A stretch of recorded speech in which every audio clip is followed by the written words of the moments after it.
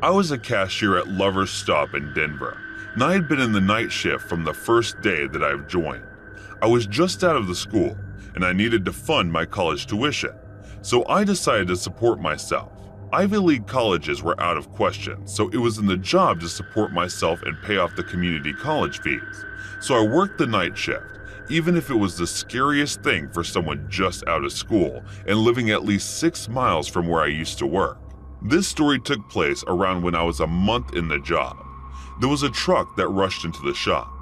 A man very panicky and looked entered the door and started talking up things. He came with all that and then checked into the cash counter and threw in $200 bills and rushed out. His total was $250, but he was already out the door and I shouted, "You are $50 short, man." And he looked back at me with angry eyes and said, "What the fuck did you just say?" I looked at him nervously and said, "I said you are $50 short, man." He stared at me angrily and said, "Who do you think you are, punk?" I politely said, "I didn't mean to offend you, sir, but my boss will be on my ass if I am short." The man looked at me and said, "I don't have time for this, kid. I don't give a fuck about you." And as he said that, a truck came in a rush pulling in, and the man looked at me and said, "Shit, man. Look, tell them that I'm not here, all right?" And I looked at him and said, "Dude, your truck is outside. What the hell am I supposed to say?" He looked at me, and as he went back to the door, he said, "Make some shit up, dumbass." And as he exited, the angry guys came real close, and they asked me where the guy was, and my mouth was sealed shut. Even though the guy was practically rude to me, I said nothing. I did not snitch. And the guys left, but as they did, they trashed the guy's truck. When the room was clear and they were long gone, the guy came out, and first thing he did was apologize to me and said, "I'm sorry, man. I was rude to you before. These guys are grade 8 assholes, and I don't have my breakup yet." And I replied, "They left a message. They said that tell the pussy that they will be back tomorrow right here." The man looked relaxed. "Don't worry about that. Here, take it, and keep the change." He handed me a $100 bill and left and said, "A piece of advice, kid. Don't be here tomorrow. It will get ugly." The next day when I got back to the ship, I saw the same man, and he told me to wait in the truck. And as I waited, it was the horror that I witnessed from there. And people were just constantly shooting each other and there was bloodshed. I witnessed it all in horror.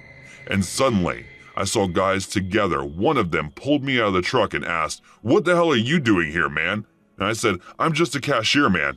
They dropped me and told me, "You forget our faces and shut the hell up, or you get stitches." I confirmed and shut my mouth until now, when I heard they were all caught, and some died in crossfire with police. Hey guys, thanks so much for all the support. If you haven't subscribed to the channel yet, please feel free to do so. Have you ever had one of those days where you think that a place that could be responsible for feeding a lot of people, a place that can be a stop for the travelers, and in all, a place that can be a haven to the food lovers who turn out to be the bloody battlegrounds between two kids enraged with hormones and pure intention of killing each other? And to bear witness to such monstrosity as a child is something of a trauma that I just cannot seem to get over with. Even though now I have learned to cope with it, but there are nights when the incident of a night in McDonald's haunts the life out of me. It was the damn 80s. Everything was changing in front of our eyes. Life was pacing at a speed where you had to either catch up or get left behind. And I was not the one to get left behind. I was a kid. I must have been 12 or 13. Pretty grown up and pretty much capable of imagining the scenarios in the most vivid way possible. I had a friend, Carl. Carl had the same interests and we hung out a lot and talked about a lot of things. Star Wars, basketball, and a lot of science stuff. We were practically nerds. Carl, like every boy in the school, had a crush on Sydney, but I don't think Sydney knew it because Sydney probably knew that the whole school crushes on her. So in the vastness of school where there are artists, jocks, and practically everyone above than a nerd like Carl and me, so Sydney probably didn't even know that Carl exists. But Carl was in love with her. At least that is what he said to me. I told him to confess his feelings about her. He refused, and I told him, "Look, man, there's nothing to lose here, is there? Sydney probably doesn't even know that you exist, so the worst that could happen is that she will say no, but even then, it is the best thing that she will know you." It was the much-needed optimism that Carl needed, and he pushed himself to confess his feelings before the term ends. And he decided to act on my motivation and mustered enough courage to go and tell her everything. He went on to confess everything, and as he walked over to her, she said, "Oh, hi, Carl." He came back and told me that she knew who he was, and she wants her help with the project. It was a great day for my friend Carl. The guy loved her for so long, and now finally, he had the chance to be with her. He waited for her at her home. It was really amazing that a girl like that would have anything to do with us, the geek and nerds. It was something unbelievable for us. The next morning, I waited for him to tell me what all had gone down, and then he said she never showed up. I consoled my friend and told him that it's all right. Maybe she was caught up, and then he said that he saw her walking into the neighborhood McDonald's when he was running an errand. Carl was angry and wanted to confront her about it, but she wasn't in the school. And then an emergency assembly was called, and it was declared that she was murdered last night. This was something that put my friend into shock, and he couldn't even process his grief, so he stayed silent for a while, and then walked out of assembly. And probably because he was the last one to see her, he quickly decided that there is something that police should know, and straight away walked out of the school and told police about seeing Sydney enter McDonald's late. Carl was an emotional wreck. And then one day, after missing for a week of class, he came back and told me, "It is the cashier at the McDonald's. He killed her." I told him he was being irrational if he did that. The police will catch him. He should inform the police about it, and then he said he did, but they don't believe him either. He said, "I just want you to be there when I confront him." I agreed to do it. It's the least bit that I can do. We went to that McDonald's to confront him and waited for the time when there were less people in the joint, and we found the perfect time at around 10 at night, and we entered, and Carl decided to confront him. But the cashier got really agitated with the questioning, us knowing that we are weak to do anything. He wasn't going to give us anything. And then I don't know when my friend did what he did, and there was knife stabbing right across the cashier's hand, and he was screaming in pain. And then my friend took the knife and put it around his neck, and then the cashier retaliated and was now punching Carl, but then Carl stabbed him again. But this time, the knife fell out of his hand. Without a weapon, intimidation is something that neither Carl was good at nor me. But then in the gist of things, Carl took a revolver out of his sock and pointed toward the cashier, and he stopped in his path and looked at us in fear. And Carl screamed, "Admit that you killed Sydney." And I was taping the whole thing for the evidence, and then he said, "Yes, I killed her. I didn't mean to. She came in looking so hot and beautiful. I asked her where she was going, and she said that she was meeting a potential future boyfriend, and I said that I'm going to be her boyfriend. She said no." As the man kept on talking, I saw that my friend was tearing up about the thought of the future the man just robbed him of, and he continued, "But she wouldn't just listen to me, and I took her to back alley, and my friend Jerome there helped me, and we decided that, have her if we can't really have her, so we drugged her burger and took her to the back alley and dropped her in our van." And then he pointed towards Jerome, who had called police by now and was waiting in the corner. The man was confessing everything, and then he said, "And then we took turns on her. It was me first, and then Jerome. We forced ourselves upon her. I'm sorry, man. It was all in the moment when I realized what I had done. It was too late. I choked her." And then the man, bleeding from his mouth and in the most psychopathic laugh ever, laughed and said, "Jerome, didn't never gotta go." My friend was now in range, and he put the gun point blank at his head and shot him without hesitation, without feeling anything but rage. Even the dead man possessed his death late, and there was fear in his eyes as he was looking up at Carl, a 14-year-old kid with only vengeance in his eyes for the lover he lost. I was in shock. No words came out of my mouth, and I just stood there doing nothing. But Carl got up and said, "Hey, Jerome." Jerome looked at him, and without hesitation or anything, Carl shot Jerome the same way he did the cashier. I was in the corner where the cashier was shot. I couldn't process it. Police came in and arrested both of us, but prison was out, so a detention facility was marked for both of us. The evidence they found proved that the cashier and Jerome were responsible for Sydney's death, and this helped us gain some sympathy in front of the jury, and we got 3 years in juvenile detention center. It took my friend every bit of detention to get over what happened. We changed the cities, but we never let go of our friendship. And in a way, I don't think we will ever forget about Cindy too. I got the night shift at McDonald's. I had to start it. I had been living through the foster homes for most of my life, and some were good, but some were really bad. They were messy, and sometimes a lot of them were straight up abusive, and it was a system that I wanted to get out of. I wasn't going to spend my days living in a house that probably doesn't want me, so I decided to fend for myself. I was going to be 18 in a few months. That would mean I would be out in the world without any safety net. So I was training myself to the real horrors of the world from when I was 15. And that is when I got the night shift at the McDonald's. I thought the best way to learn about all these horror would night. Then the weirdest of creatures all tread to do all kind of sinister things. The first month working there was pretty cool. The sinister element that I exaggeratingly thought of wasn't really there. It was mostly sketchy people and characters looking odd and lurking in the dark alleyways, smoking and drinking. But nothing ever happened that could be said sinister. I waited all night. I was doing less of the work that I was giving and lurking more outwardly to the windows in hopes that something nasty would happen and I would get to experience it and know about it. I was naive in the approach of it, all like a kid excited by all the anticipation. I was almost every moment on an alert, trying to look out for trouble. One day, one of the men who was a regular customer to this McDonald's joint said, "Boy, you always look out in those alleyways from the window. Why are you doing that?" And I told him, "I'm just looking for trouble. I want to experience the rush."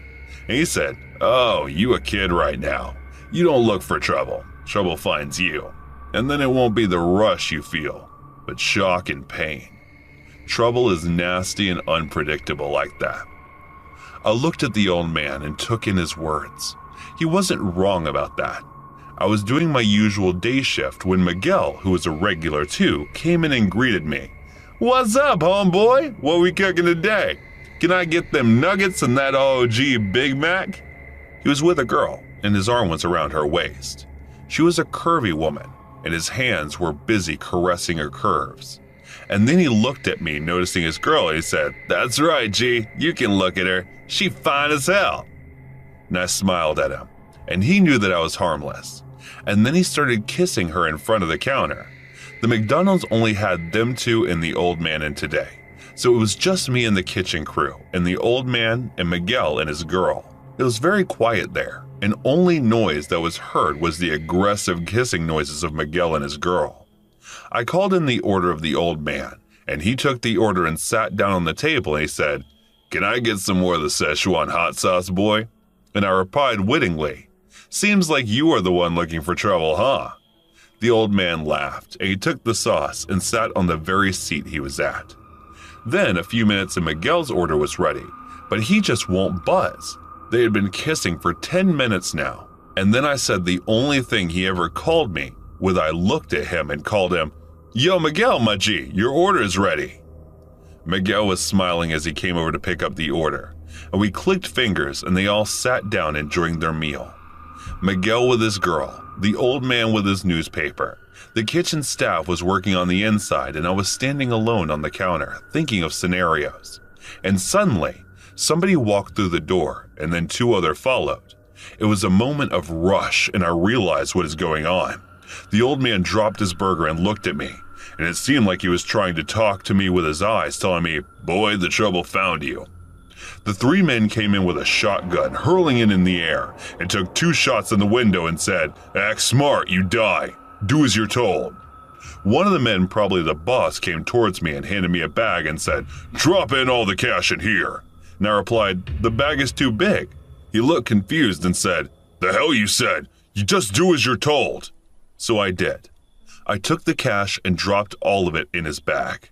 I knew it was too light and the bag still had space, so instead of all the money, I dropped in paper napkins in his bag. I filled it with paper napkins and tied the bag before handing it to him.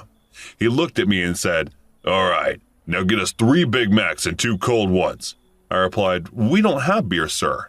He looked at me and said, "Coke will do." And I got their order ready and very calmly said, "Your order is ready." And at this point, they were circling around Miguel and his girl. I took their order and went to their table and said, "Sir, your order is ready." And the man said, "What are you waiting for? A thank you note? Get out of my face, asshole."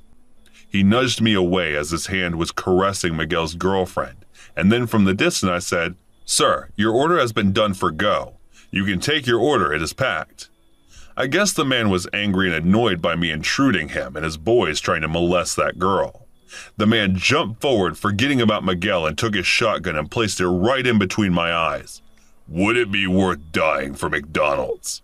Tell me, asshole." And then I said, "I've made your order for go. The store a block down has called in the police. They heard the shotguns. So if you leave right now, you can make it out without chase with all that cash and a nice McDonald's meal. I've also put the Happy Meal toy in." He looked at me, and I guess he was intimidated by the calmness he could see in my eyes, like I was the no bullshit guy. And he calmed down, propped his gun, looked at his boys and said, "All right, let's scoot. We're done here, boys. Let's go." They left.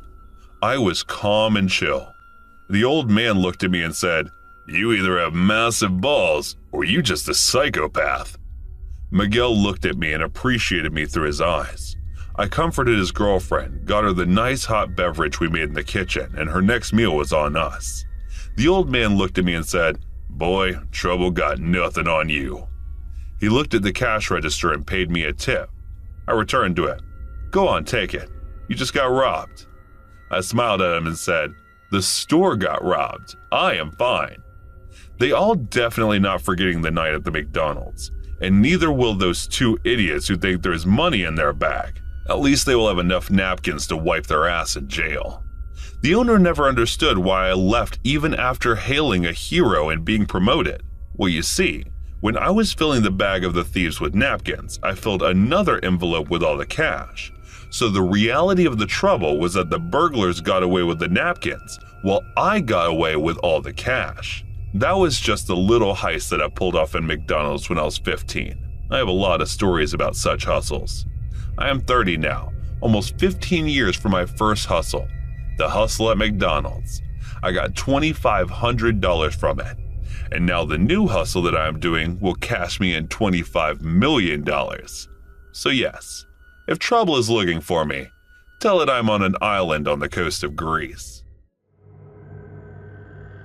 I work accounts at the Goldberg Company and I work the office hours, and due to the extreme workload that comes with the March filings, I have to stay late. And staying late means that you are working more, and that makes me work late hours. I don't really like piling up my work files, so I try to work them before things end. I was playing that hustle. I didn't really belong to the whole office culture thing, but like everyone else, I have bills to pay, so I do that. I was in the office late, and I used to come early and do my job and leave. Other than me, there was this one guy, Alonzo, always there. He was the one who worked like that. One night, while we were going through the files, me and Alonzo decided to bum a smoke in the back alley of the office. We were outside smoking, and then we saw something messed up. It was a figure, almost looked like it was dead, and was moving towards us. We barely could make anything of it, so we just looked at it, and as it got crippled towards us, we quit smoking and decided to head back to the office. Things were getting too weird for both of us. We decided to not talk about it and kept working. I had some files still incomplete, and he had some files. So Alonzo said, "Hey man, that was weird. So when are you leaving?" And I said, "I still have some files left and I will leave as soon as I am done with them." We were there for a while, and then he left. I was the only one there. And around 10 minutes later, I decided to take another smoke break. And this time, I decided not to go to the back alley, and instead I decided to go to the front gate and smoke there. I went out and saw that there was nobody, not even the guard. I stayed there for a while, and then I saw the guard in the distance in the alley, and I called him. I shouted over him, "Hey man, Devin, you good?" And then Devin grunted and started walking really slow to me. And before he could come to me, I got back up to my office, and then I reached office. Alonzo was there. I was there, and Alonzo was running through the cabinet looking for things, and he was not looking good. Put my hand on his shoulder, and as I did, he got startled and said, "What the hell, man?" And I asked him, "You good, bro?" And he replied in panic, "He bit me, man. He bit me. I was outside going home, and he bit me." And I asked him, "Who bit you?" "Alonzo, who bit you?" And he said, "The guard man, Devin. Devin bit me. He was being all weird, and now I feel weird, and you feel..." And he was talking, I could see him being all sleepy, and he fainted right in front of me. As he dropped on the floor, I couldn't help but notice his bite marks. They were bad, and I tried waking him up. And then suddenly, he opened his eyes, and he started grunting at me. I quickly stepped away from him. I was keeping my distance, and Alonzo got up and started chasing me, but he was slow. And that is when it hit me. He was bit by a zombie. That meant one thing. Devin was a zombie. With Alonzo trying to bite me, I was in a hurry, and I kept running. I ran down the building and saw that Devin was waiting at the door, and as soon as he saw me, he started chasing me. I ran to the back alley where the same figure before was lurking. I sneaked quietly and tried to get to my car as fast as I could. There were some zombies lurking in the parking lot, so there was no way I could get to my car from there. So I somehow ran and tried to get to my home as soon as possible. And I was running, and there were zombies everywhere, and there were people other than me running from them, and even people turning into one. I wasn't focusing much on any of them. I just kept running. It was then that I must have missed the turn, and I reached a dead end, a literal dead end. I tried opening up doors and tried climbing the wall, but there was no luck. I was surrounded by zombies. And then that was when I realized I will be one of them. And then they all started to come closer, and I just closed my eyes. I opened my eyes and found myself on the desk of my office. I must have fell asleep. I looked across the room, and Alonzo was still working, and I checked for any bite mark. I did find one. It was on my hand. It was a mosquito, thankfully, and not a zombie. There was once this story about Pinocchio that a man wrote. It was one of the grittiest and most sadistic things that I have ever read. The story was definitely not the child-friendly Disney version of the Pinocchio, but it was rather a sadistic version of it. And then some often argue even that the sadistic story that I have heard is the real story and not the Disney one. Even though the Disney story is more hopeful and cheerful, there's definitely something about the sadistic story that is much more real, and the chances of it being closer to reality trumps over the chances of the Disney one being real. The story starts with a man who brought in a doll from a county fair and kept it in the basement of his house. It was said the man that bought the doll wasn't really stable when it came to everyday social situations. He was bit slowly when it came to things, and he was labeled a creep in the town. Kids of the town didn't really help by bullying him constantly, and because of that, the condition that he was in was even worse than it was before, and it made him more secluded from everyone else. It all spiraled to when the man was pushing into becoming a loner, and that is when he started this friendship with the dolls and started talking to them, and his parents did see that, and even tried to get him out talking and meeting people in real life. But he tried that before, and people were not ready to accept him out in the society. And then he became a complete shut-in. It was then that his conversations started out with the dolls that he was collecting. He would start talking to them in front of the people, but every other time he did talk to them.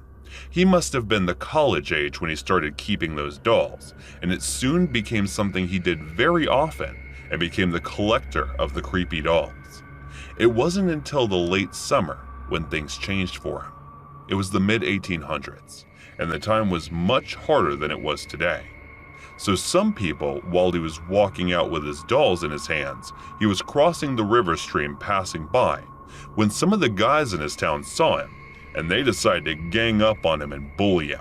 He wasn't sure what he did wrong, and there was nothing that he could even do to stop that feeling. So he just crawled himself into a hamster ball and got beaten by those guys from the town. He stayed there motionless as long as he could. He just wanted the guys to go away. And when they realized that he isn't really reacting to anything, they just left away, kicking his dolls. And as they did, a man in a suit picked up the doll and looked at it and asked him as he was lying down, "Now, young man, is this your friend?" And as the man looked up as he heard the word friend, he realized that the man was not a danger. And then he looked and just slightly nodded. The man in the suit said, "Well, young man, I'm going to pay you $1,000 for this doll and teach you how to make them if you wish so." The man had no idea about anything, and he just said yes and followed him. The man showed him around the factory, and that is where he learned how to make really amazing dolls, and he was especially interested in the ceramic dolls, and most importantly, was able to find a career out of this, and went on to manufacture dolls and became an integral part of the manufacturing company. And then one day, when he had enough money, he left the company, thanked the man for his help, and decided to open up a small workshop of his own in his basement, or even buy a warehouse. He later went on to establish a workshop of ceramic doll manufacturing in his basement, and then bought a warehouse, and that is how he started his own company of dolls. It had been 10 years since he had started this, and he even had the support of the man who gave him the job when he was found down beaten by the bullies. But even after becoming so successful and rich, it wasn't enough for the people to shut up, and they went on to bully him even then. And even after the success, the people of the town looked down at him, as he was the same old man who talked to the dolls in his basement. And the man this time seemed to take it quite well. He said nothing and did nothing about it, and just focused on his work. One day, while he was coming back from his workshop, one of the bullies who bullied him years ago was strolling around with his kid, and he decided to bully him again to impress his child. He took the doll from his hands, and the bully father told his son, "Be anything you like, but don't be this creep, all right, son?" And he snatched the doll from the hand of the man, and then stomped on it, breaking it, and then went on to beat the man. This time, the man was angry, and it was almost as if that he was done by all that bullying he had been going through, and he decided to do something so vigorous that it would make his bullies regret that they ever laid a hand on him. He was a man of money now and success, so getting things wasn't really something very difficult. So he did what he knew the best.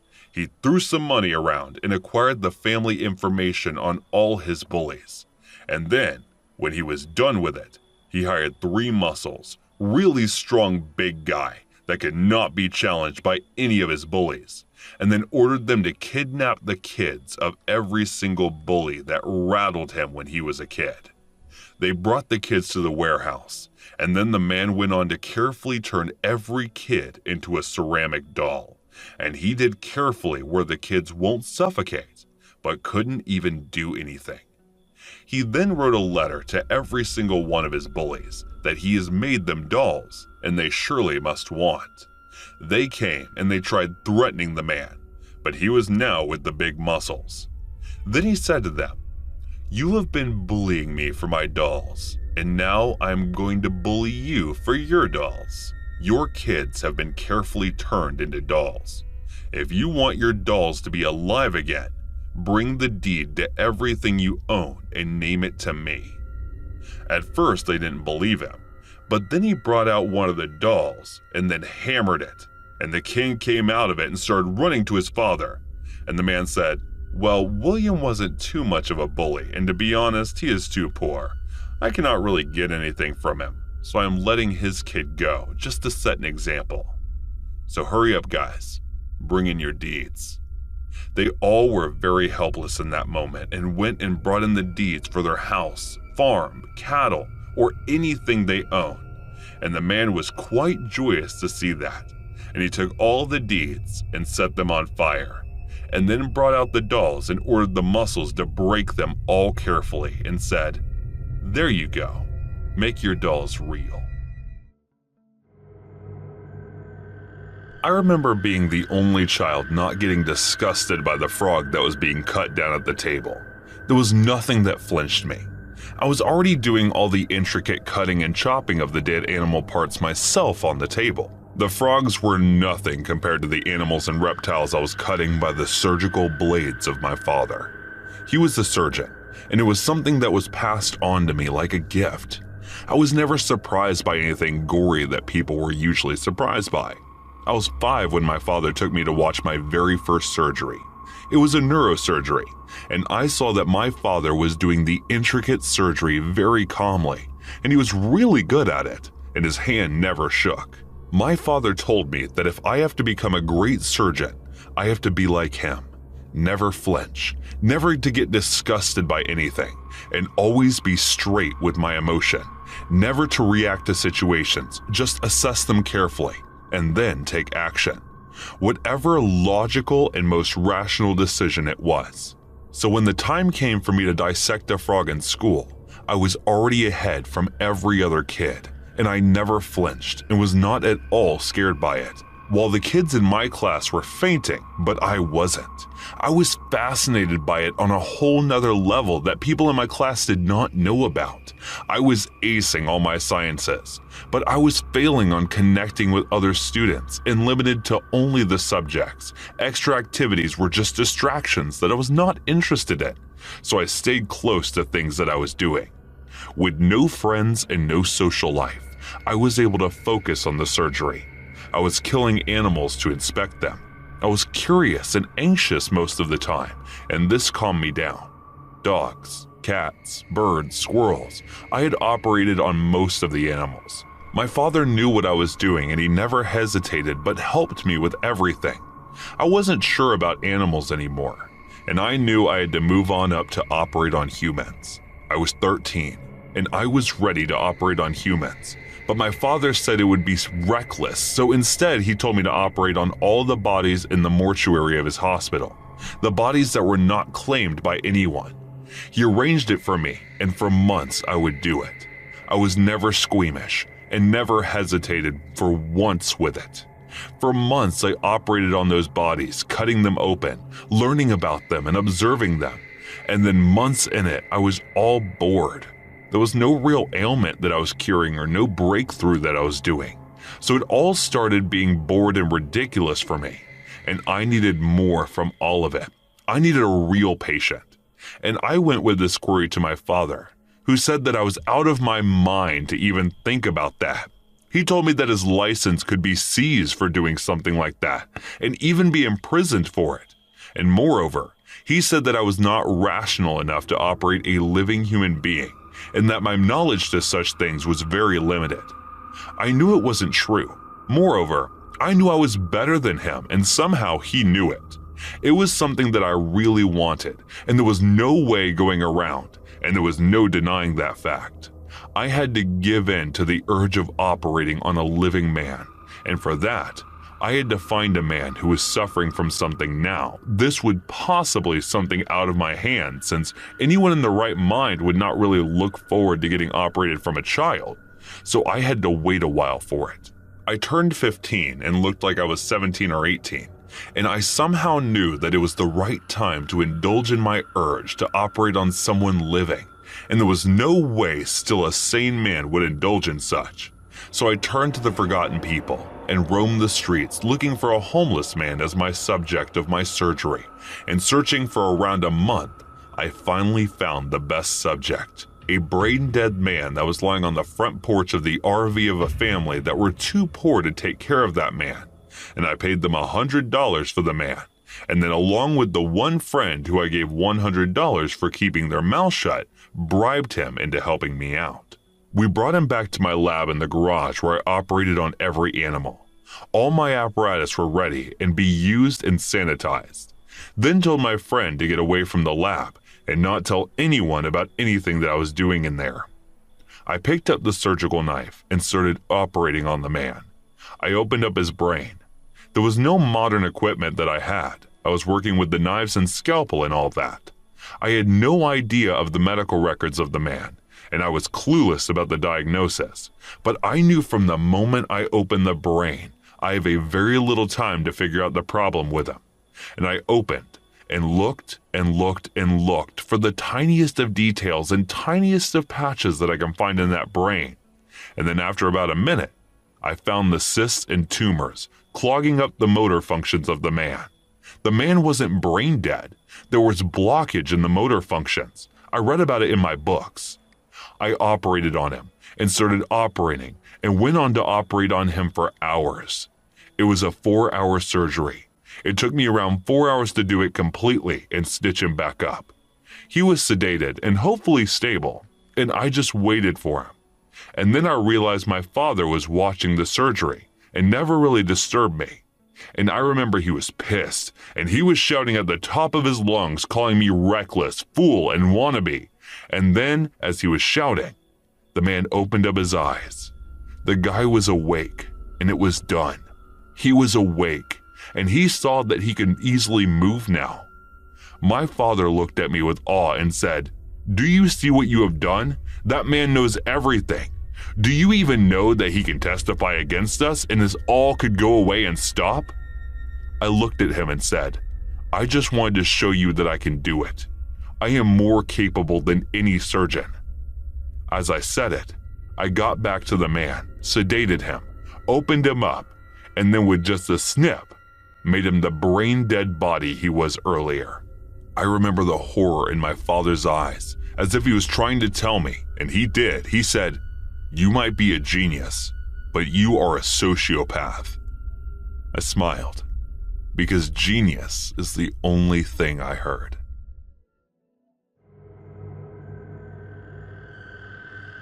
I remember the craze for the new Avatar film. We were all packed and ready to leave for the special screening that the studios have done. I was a film critic, so mostly it was us that got to review it all first, and to be able to review the most anticipated film of the decade was quite an honor, and we were not going to miss that for anything. And we did go to the premiere, and to make sure we looked presentable, we wore our finest suits to it. It was the Chinese theater, and we were all introduced to the director, and before the film could start, they were getting stuff for us at our seats. It was the regular popcorn bucket and drinks and raisins, and I did catch a glimpse of the director, and he was standing right at the corner of the big screen, and he looked pretty wrecked, as if there was something going behind the scenes that we didn't know. This movie was everything that everyone was talking about, and we were being taken care of like we weren't just ordinary film critics. They wanted us to really like the movie, and they were making sure that we would get the full experience. They didn't want us to give any bad reviews, I guess, but there was no way that I would not write an honest review. I knew that I would write only the truth about the movie. The screening was already around half an hour late, and we were getting all impatient and tired sitting on the seats. I remember some of the guys were even leaving the theater, and the director was trying to get them all seated, but no one was really into it. The show started around 40 minutes late, and the seats were already empty, and by the time the film started, half the hall was empty, and I was still sitting there, and probably I was the only one who had the most following, so I was the one that did not really want to let go off, and I could see throughout the film that the director was staring at me at the intervals, trying to judge my reaction, to see if I am liking the film or not, and I was making sure to give him the fake looks. I did not want him to understand what is actually going on with me. There were moments that I was enjoying, and there were moments that I wasn't really into. And the fact that the film started so late, I was already tired sitting on those seats. And I remember all I wanted to do was sleep, but the director had his eyes on me, so I couldn't shut my eyes for mere seconds. I remember I was really fighting my urge to just sleep, and midway into the film, I wanted to lie down and take a real good nap. The film, as grandiose as it was, bored me, and before the screen could clear for an intermission, I remember falling asleep on my chair as it got harder to let my eyes stay open. And then I didn't imagine, and I fell asleep on the seat. I could hear the film going for a while, and everything was blurred, and I was almost asleep when everything went dark, and I guess I completely slept. I think I might have slept for the whole time because when I opened up my eyes, it was completely dark, and I thought that I have messed up and stayed asleep since the screen was black and there was no one there, and it felt like I was in trouble, and I was in no way entitled to review it completely. But then I saw it was the director. He came closer, and he looked at me for minutes. He just stared at me, and he kept staring at me. And then a few minutes later, he said, "How was the film?" He looked at me, and I tried to answer, and he did again. "Did you like the film?" And then I said, "Yeah, sure, I liked it." And then he asked around for a while, and then he said, "What was the last thing that happened in the film that you watched?" And I was just looking here and there, trying to figure out answers. And I realized that I didn't have any answer for it. And then later he came closer. "You're lying, aren't you? You didn't watch the movie." And I said, "I did, I watched it." And then he looked at me with stern look and said, "Okay then, review it. Review the movie right here." And I was so pissed. And at the same time, I was a bit scared about his obsession and asked, "Come on, please review it for me." And I decided, well, there was nothing he could really do. He might be crazy, but at the end, he is just a celebrity. So I started. The movie starts out well, and there are moments that piques your interest, and you want to see where the movie is going. You try to see the film and understand, but you don't. You go to the cinema for experience, and that is all you get. You witness something made really beautifully, but there is no character that you can hold on to. There's no emotion to the story, and it felt like I am watching a National Geographic film. But then that is it. An experience, and there is that emptiness that makes it incomplete. While it is brilliant, it is also a terrible film. That explains why I don't remember the moment I slept and missed the rest of it, because after consuming the awe and beauty of it, you will get bored and probably sleep. And then I stopped. I realized I've been too honest with him, and then I looked up and he was furious. And then, when I looked up, an I saw was pointing a gun at me and said, "Are you going to publish that? Your answer will be responsible for your next decision." And then I realized the situation I was in, and I decided to say that I will not publish. And then he gave me the script and said that this is what I have to run, and I did that. I wasn't going to mess around with that big of the industry professional. And that was when I had to give the false review of Avatar, a movie I never liked. If you have been to New Orleans, you know how culturally rich that town is, and how influential role food plays in the rich history of town. Town is the epicenter of the testament of any culture, although there is a very short period of time when the food of the area suffered a really bad name due to the actions of a man that is no way related to New Orleans food culture. It all began when this young social media guy who called himself an internet celebrity came barging into the Melita Diner and ordered the menu. The server greeted him. "How are you? And what would you like to have today?" The man, quick with enthusiasm, said, "I would like to order your whole menu, please."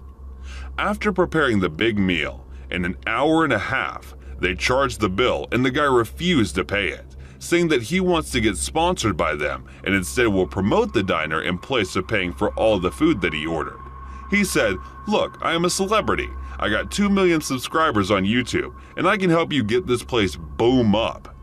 To which the server said she would have to ask the owner, and to which the owner came, and he refused the offer, since the bill was around $699 worth of food.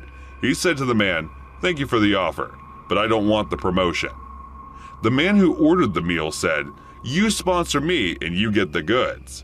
The owner said, "No, we would like you to pay the bill like everyone else." The man was getting derailed and angry. "You could have just sponsored me and we would have gotten over everything. Now I am just going to make sure no one comes to your diner."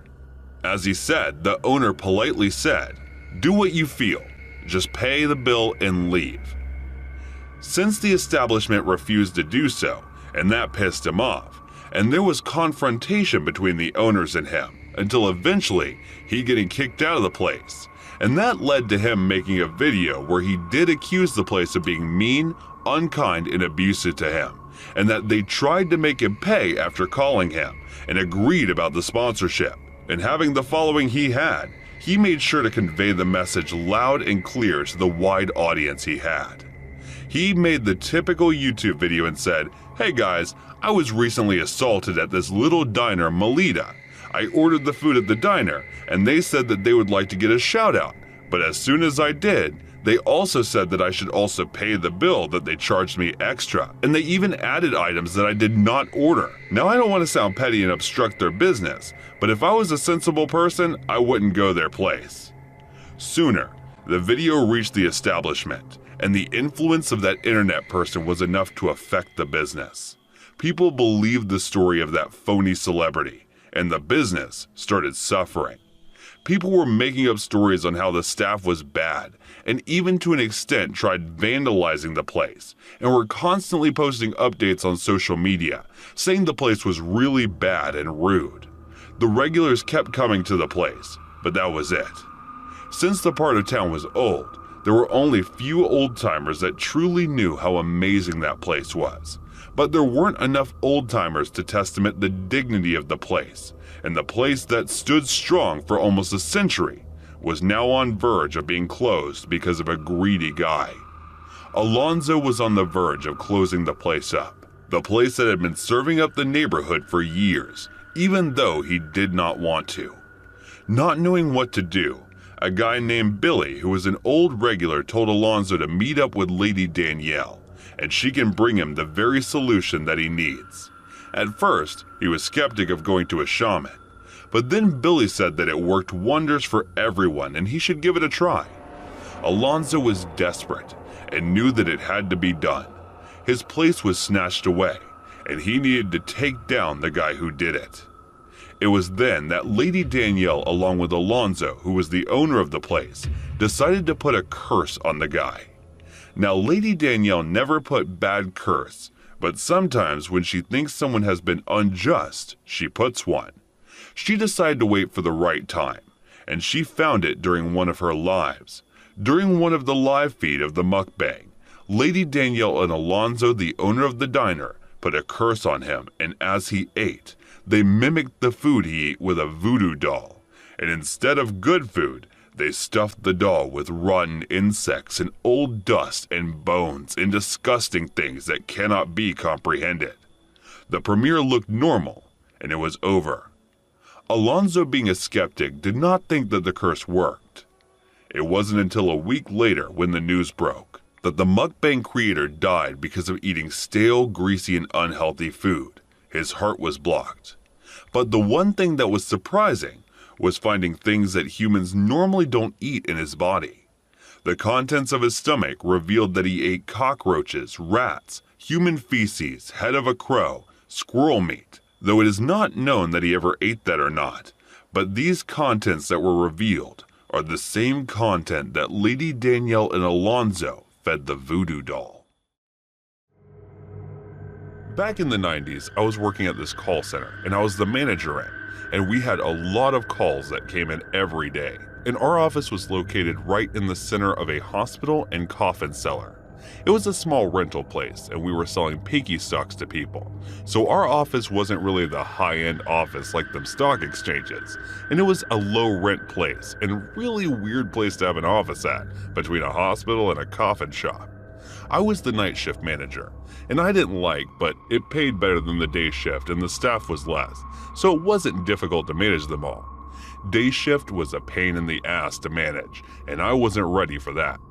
We had these small coffee breaks in the night where we would just sit outside the office and see the hospital all busy, and even the coffin shop would stay busy most of the times. People would walk across from the hospital to the coffin shop, and being there in the night shift, you would witness it all.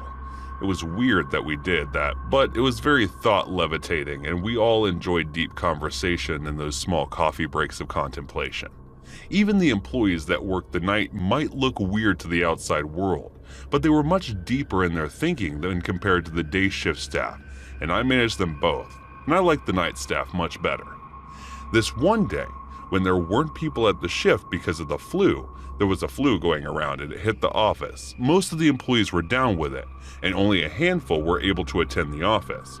And we were keeping busy that night since there were a handful of us and a lot of phone calls to handle. The night was too busy, and it was all chaos in there. We were handling calls for our friends. It was a tight night, and we were squeezing in as much call time as we can to hit the night's target. We had to stay ahead from the day shift team. It was important. We were hitting the targets right and were ahead than the team, and we're making sure we kept the lead, and that is why we were working our best to do that. So after a continuous call answering and making the lead by working 4 hours straight without stopping, we arranged a break for everyone and ordered pizza and Coke, and decided to head out and eat by the tables outside the office, and it was a great one. Everyone deserved that. When we got out there, we saw that even the hospital was quiet today, and the coffin shop closed, and it was one of those calm nights that were full of sweet melancholy, and we relaxed and sat on the tables, all of us staring in the distance, just enjoying our pizza and Cokes. It was a great night. And then a man approached us. He asked if we knew when the coffin shop will open. We had no idea, so we told him. But then the man still kept on walking towards the shop, and then we just walked right past the door, and we were all astonished. We thought that the shop was closed, and then around 10 minutes later, the man walked back from the shop and said to us, "When my son comes, you will know. Tell him that I want the blue marbled coffin." And the man just kept walking towards the hospital. We were just dazed with everything weird that was going on. And then around a half hour later, when we were able to get inside, a young man asked us, "Excuse me, is the coffin shop open yet?" And I said, "No, it is closed today. It will remain closed today." And the man looked disappointed. And just out of the feeling in my gut, I said, "Your father wanted the blue marbled coffin." And he stopped and asked me, "What?" And then I told him the story about a man who just walked in a few minutes earlier. Then the man said, "You must be mistaken. My father died this morning. You must have mistaken me for someone else." And then I don't know why I did, but I asked the man to show us the photograph of his father. And then he took out his phone and showed us, and we were stunned. It was in fact his father, and the man was shocked. How could we have all seen the same man? And then we realized it was the ghost of the dead man trying to convey the one final wish. I was a worker at a child care service, and there were different kinds of kids from all the walks of life just coming in through the system every day, and it wasn't something that everyone was very keen of seeing every day. There were kids from different backgrounds and different trauma mingling inside the system, and though it was not much to worry about the young kids, but the one above 10 who were much more hostile to the new environment, and they were put in, and the kids above the age were much more violent than anyone I have seen. Even though they shared the same trauma, it was difficult to get them to see eye to eye on things and the problems, and so they were often juggled from one institution to another, and were often in the system.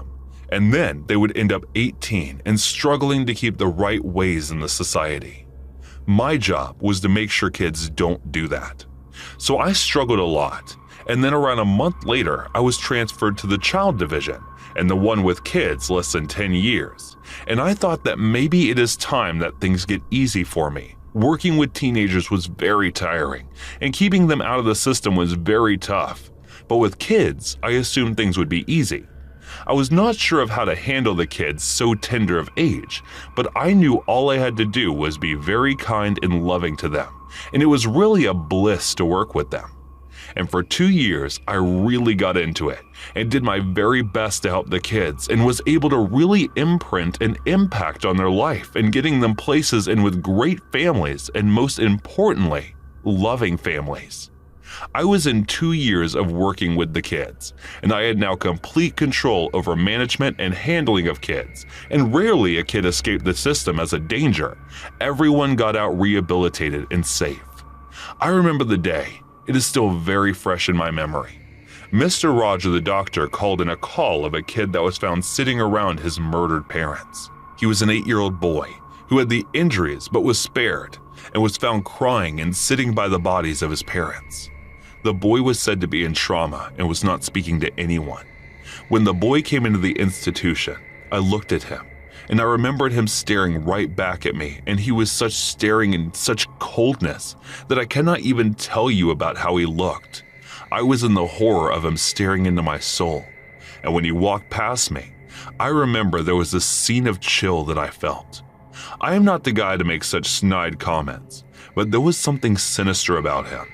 I was too guilty that I was judging him, but there was something that just did not sit right with me. I still to this day regret that I judged the kid too much, but I also in subconscious agreed with it all. The kid came in and was silent for hours, even after trying to find out more information about him. There was nothing he would say. He just drank the water he was given or eat the food he was given. He never asked for anything else other than that, and never said a word about anything. The counseling sessions were filled with silence, and the therapy sessions were filled with great silence, and the kid said nothing and asked for nothing in the coming weeks. But then when the new therapist stepped in, she was fair and just the right amount of heavy, and she had the sessions with the boy. And then it was then that the boy first cracked and he started talking to her. She resembled a lot to him like his mother, and it was easier for him to open up. And then he told her the story, which she later told me. The boy said to her, "There is this voice that I feel I can hear, but I don't really hear it.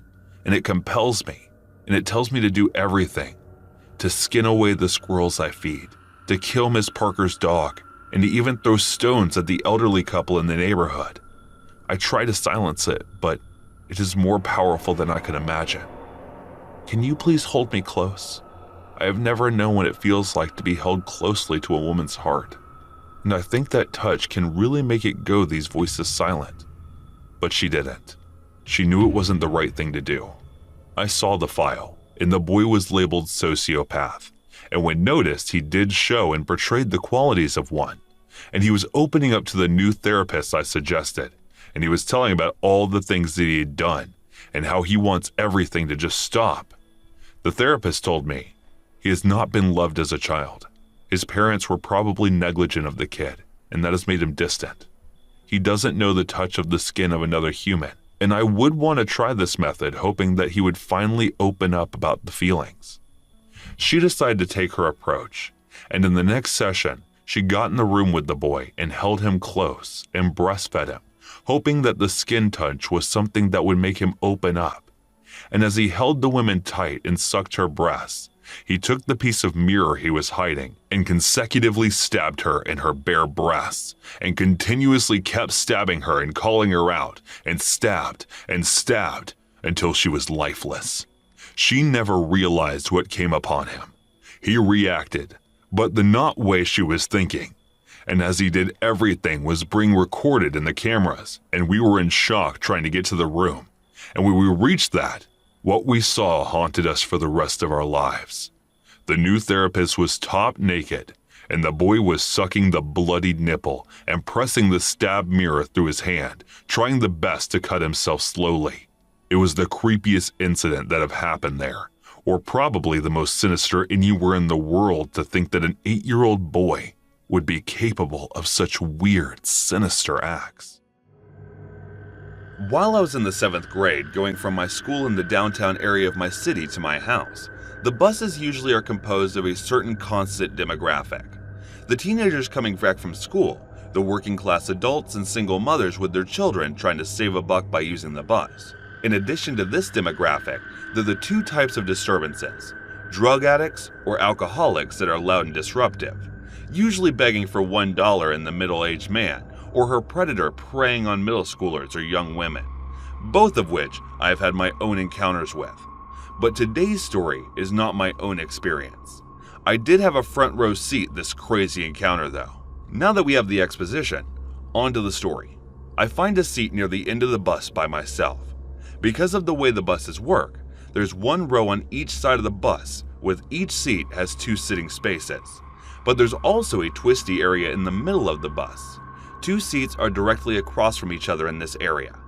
On the opposite side of me is a working class man, some teenagers behind me, and in front of me are the main characters of the story, a dingy, unshaven man and 3 teenage girls. The man being directly in front of me and the girls in the twisty seats in front of the man. Being that there's only 2 per seat, one of the girls decided to sit on one of her friend's laps to stay close and not have to sit beside a stranger. Upon seeing this, the man begins to sort of creepily laugh to himself before obnoxiously adjusting the way he's sitting in a suggestive manner, rubbing his thighs and staring the girl down.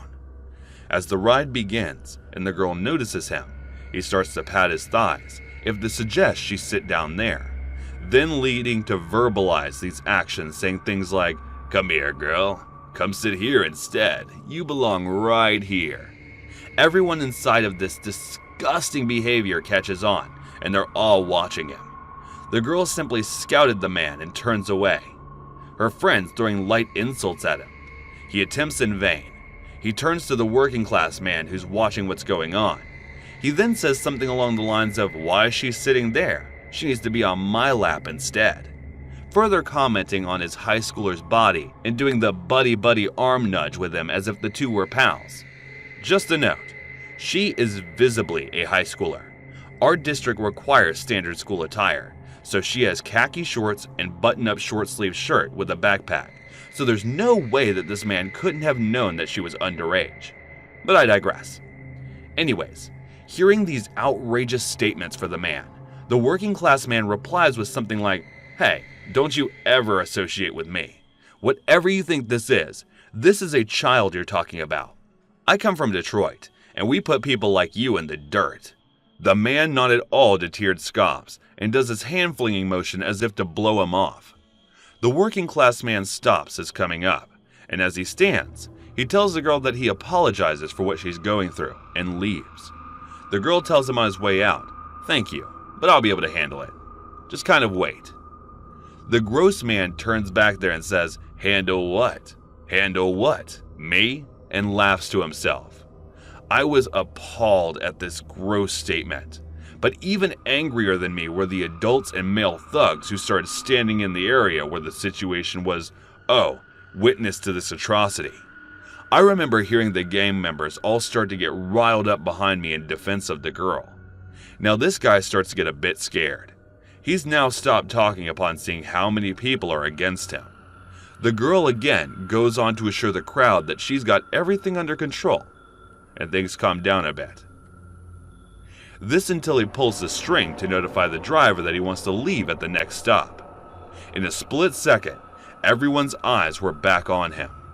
The thugs begin standing up, lingering near the doors just in case he plans to run. The bus begins to arrive to the stop, and as the man stands up, so does the girl. He attempts to walk past her, but upon approaching her, she pushes him back not to get him off his feet, but they just get back him from the forming group of people. She does this because as he stumbles backward like Django, she swings her belt off her waist and yells, "He likes to prey on little girls. He likes flirting with little girls as a grown man," and starts beating the brakes off the sky with it. And yes, she was using the metal side. My ears filled with the clinking of metal on his body and head, the slapping of the leather on the skin, and the moans and cries of this fall. The grown man who is now on the ground in tears attempting to escape from this well-deserved beating. The bus ends up completely stomping the driver, running back to separate the two. The girl is still beating the man with all her might as the bus driver rushes over to pick her up and pull her away from the man. The man ends up crawling hands and knees off the bus, where he then laid on the concrete moaning and crying in pain.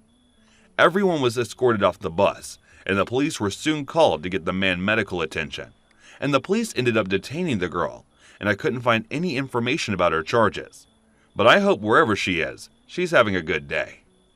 As for the man, all I can say is just don't be a creep, and bad things won't happen to you. I admire that girl's bravery and the passengers that bonded together for the safety of the girl with the best demonstration of what a community should be that I've ever seen. I am the manager at the KFC in Slovakia. It is one of the lesser-known places, and since chicken is universally loved by most, KFC decided to open up a shop in Slovakia. Most of the chicken was imported, and there was this sweet texture to it. Most of the raw material used in making was the standard material like every other KFC, and similar spices were used to make the KFC. Our place was a bit off the city, but was mostly packed during the day, and then in the night, like everything, it used to become the darker image of itself. The KFC had given us few liberties to create new recipes, since the Eastern European taste was pretty different, and the chicken didn't do much to the taste of Eastern European people. So we had the liberty of trying different things and different meals to suit for the local people. Even though it was called Kentucky Fried Chicken, our owner did not want us to limit the store with just chicken. So we used everything, and people loved it. Whatever the inspection people came, we just bribed them. It was easy to deal with when the inspection team was from Slovakia itself. It would be easy for us to just explain why we would do this, and they would understand. And I think even though we were the first to do it, there were so many KFCs in Slovakia that they were adopting our methods, because our methods generated more revenue than the others did. So everyone in Slovakia were cool about it. Us, the inspecting managers, our owner, and the people who were eating it. Then one day we heard the news that one of the inspecting team from KFC in the United States of America will be coming to inspect us. And moreover, they are planning on branching out further into the Slavic countries, and they wanted to start out the research from our place, since we were the highest revenue generating KFC in the region. We were informed that they will be arriving on the Monday, so the following Sunday, we had all our surprise of the different meats we were using to make the fried chicken. Even though we called it chicken, we rarely fried chicken there. We just used the alphabet of the meat we were serving so people would know. So if it said KFC bucket D, that meant it was fried deer and not chicken. And we did that with a variety of meat because chicken was the least favorite of the people, and belonged to such cold-placed chicken was really more like under meal. The following Sunday, we cleared out everything and changed the menu, and got rid of anything that made us unusual than other KFCs. They came the following Monday and introduced themselves. They were wearing their corporate suits and looked as straight as they can be, and started inspecting the place carefully. They were looking at things that making sure that all of them were according to the US KFC standard, which I personally thought was stupid. Knowing what taste Slovakian people like, it was pretty sure that KFC would not even sell a single piece here if it was just the chicken. And they were measuring things and pointing out the slightest of blunders, if they were in the photos that were displayed, or how the furniture was assembled, or how the things were visible in the kitchen in distance. We were just trying to not let them enter the kitchen. They were seated, and they ordered the chicken, and as we served them, they really liked it. It was the bland KFC chicken, and they liked it. Mostly because it was similar to the very chicken served through different KFCs. One of them must have realized something. He said, "This smells different, almost as if there was a residue or something else, something with more flavor here." That guy was good, and he was definitely the one we did not want in our kitchen to be. He stopped eating and said, "I would like to take a look into the kitchen and see the process. I want to see how your employees make the chicken here. I want to find the flavor of that residue meat on the chicken. Take me to the kitchen." As we went inside the kitchen, he started observing our workers working and making the chicken in there and started snooping around. I asked him, "What are you looking for, sir?" And then he said, "There is something fragrant in this kitchen. It is definitely not chicken, and I know it, because I know what kind of meat smells like. So are you going to tell me what you are doing here, or will I have to try to figure it out on my own?" I was confused with everything that was going on, and there was nothing much I can say, and I started stammering, and he must have caught the lie.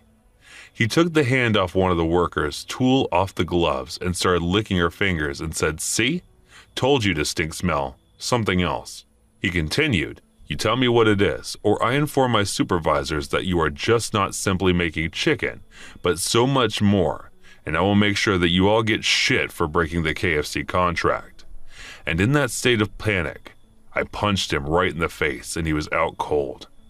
The kitchen staff looked at me as nothing happened, and they picked him up, taped his mouth, and moved him to the cold storage where he stored all the meat.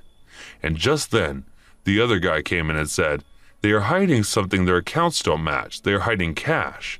And in all that, as he raised his head out from the book he was holding, he saw us putting his partner in the cold storage. And in that moment, one of our kitchen guys went up behind and grabbed him.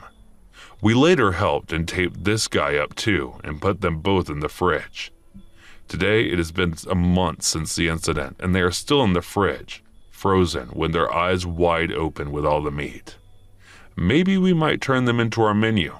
We're not sure about that at the moment. Hey guys, thanks so much for all the support. If you haven't subscribed to the channel yet, please feel free to do so. I worked in the complimentary breakfast area for about a year. Our job was to basically stand around the food and answer any dietary questions guests had. We were also supposed to talk to the guests, get to know them, and make them feel at home. That day, there was a firefighters convention downtown in our city. The restaurant was full of them. They were all super nice, but there was one who was a little different. He was about 6'4". I'm thinking about 300 pounds, but it was all muscle. He was one of the biggest people I've ever seen in person. He walked down with a friend, and I greeted them. He said hello with an extremely deep voice. In fact, it startled me. I jumped in. He said, "Oh, did I scare you?"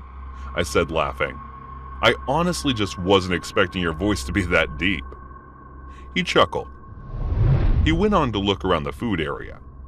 He reached for something and spilled some cereal. He looked back and apologized, asking if I was going to get him for making a mess. I jokingly said, "We're really serious around here, so you better clean it up before we charge you for damages." He laughed. He got his food and then came over to talk. Here's how the conversation went. "You're pretty funny, you know. I'm usually not this friendly in the morning, so you caught me on a good day. Let me ask, how old are you?" That dreaded question that clearly indicates where the conversation is going. "I'm 21. "Great. The reason I ask is because a couple of buddies and I are having a party down at insert expensive boutique hotel, and I was wondering if you wanted to come through. You can bring a couple of girlfriends." "Actually, I can't. I'm going out of the country in a few days and I haven't packed yet." Which was true, but I would have said no anyway. "Oh, I love traveling. Where are you going?" "I'm going to Ireland, Spain, Italy." "That's amazing. I went to Argentina. It was beautiful." "You know, since we both love to travel, we should be travel buddies." Now, I was thinking strange phrasing, but maybe he just meant we'll both continue to travel, but separately. I don't know. I love giving the benefit of the doubt to people who don't deserve it. "Yeah, sure." He then reaches out his hand for a handshake. "Promise?" I hesitantly shake his head. "Yep, I promise I will continue traveling." This whole time has been very jokey and lighthearted, but suddenly his demeanor changed. He sat down his plate and started frowning. "Listen, you're going to give me your phone number and you're going to keep your promise. Don't tell me no." He got closer. Pinning me between himself and the counter, he talks quieter. "And if you're thinking about it, you better have a good excuse." My anxiety was on 10. Thankfully, I happened to be by the exit door. I slid from between him and the counter and said on my way out, "I'll have a great excuse," and ran to the kitchen and never came back. After a lot of struggle, I was about to start my own business, a home furnishing business. We would go to our clients and furnish their houses in very stylish and aesthetically pleasing way. And the best bit about us was that we were economical and luxurious, however the client pleased. We were pretty certain that our business was in the right shape, and were definitely certain about achieving our quarterly goals. The main focus of our business was to make a client list that could put us onto the map of influential people and earn ourselves a position. As we completely shifted our focus to relationship building and client management, we tend to get more and more outwardly and active in our professional pursuits. One day during the promotional discount week, we got a call from the Douglas Mansion.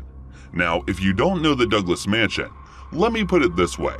If you are in the Douglas Mansion, you are one of the most important people in the city. That was the call that had the potential to not just put us on a map in the city, but the whole country.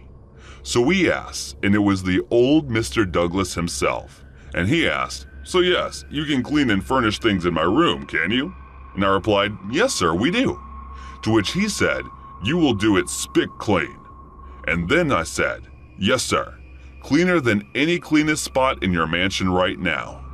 Mr. Douglas said jokingly, "Well, I hope you do. It is a mess in here. And yes, you do have to sign NDA and some documents. We will hold you liable if anything is lost." At first I hesitated, but then it was the big break we surely could have used, and I agreed to his terms. It was pretty sure that once I entered the house, my business will definitely take off amongst the likes of these multi-billionaires, and I was in no way ready to let this one opportunity go away. So instead of sending off my usual people, I myself took charge and made a team of the other two people who originally started this business with me, and we went to the mansion the very next day. Upon entering and parking our car in the big driveway, and before entering the house through the big door in front, a guard came with a bunch of NDA and contractual papers. He gave us the envelope, but told us to sign the NDA before entering. Knowing this to be the opportunity of lifetime, we were ready to sign them. The worst scenario that we had in our mind was of a sexual dungeon that we just might discover in the basement. As we enter, we are greeted at the staircase with Mr. Douglas, the owner of the mansion. He asked us if we had signed the NDA or not, and upon telling him that we have, he decided to tell us a short story as we started walking up the stairs. My son returned later last night. He was a bit intoxicated and he came up to my room. He decided to indulge a bit of intervention with his dear old dad. I was in my bed in the sheets, and he came closer and told me that he had ideas to make the company better, and I told him that we will talk business in the morning, but he was quite adamant about telling me now. So he took his gun and then pointed me. Definitely some kind of distrust thing going on with kids and parents. But Emily, her girlfriend, who was sleeping with me and was behind the curtains at the time, came in and smashed the ashtray on his head. He turned in pain and shot her 3 times. We gave a little smirk, thinking maybe billionaires have twisted humor. He stopped in his tracks and then opened up a room near the balcony. And as we entered, we were blank in shock. His son was lying on the bed with the bandages around his head, while the family doctor stood there checking his vitals as if he was unhinged by the room. Mr. Douglas continued, "Yeah, so she died, and he made it. It wasn't that rough on him, but he did stupidly shoot the poor girl. She was going in bed, I must tell you that. Very good, these young ones." I was in total shock, and I couldn't shake myself back to the present. And as I tried my best to compose myself, "Well, you did sign the NDA, so in case you want to go and try tell this to people, you will be legally held for this, and by the looks of you, you definitely will not be able to pay me $10 million. So it is better that you get back to work, and I will put in a good name for you with my friends. And do look in the envelope, it is pretty sweet." We just witnessed a murder confession, and we did try to mumble our way out, but we had no choice. Me and the other 3 partners gathered together, and we realized that there is no way out because of the NDA. So the only reasonable thing at the moment was to do that. We did refuse him the service, but his crazy-looking security guards were very stern and definitely looked as if they would kill us. We were scared, confused, and very much in a moral conflict. We decided to open up the envelope, and there it was. The number of zeros in the envelope made us forget about the moral conflict. There was a spark in the eyes, and as we were busy thinking how to go through with it, some of the security guys dragged a fridge inside and told us to dispose the body in the fridge. And then they just walked away. Seeing the doctor was out and the guards too, I decided to take the photographs of the crime scene just in case it is ever needed in future, not to forget the moral conflict that seemed to have gone with the money was actually there building within. I store the photographs in the cloud, just in case they tried to go through my phone once we were done. We arranged everything and made the room cleaner than it ever was. The blood-soaked carpet was completely spick, with no sign of visible spot anywhere.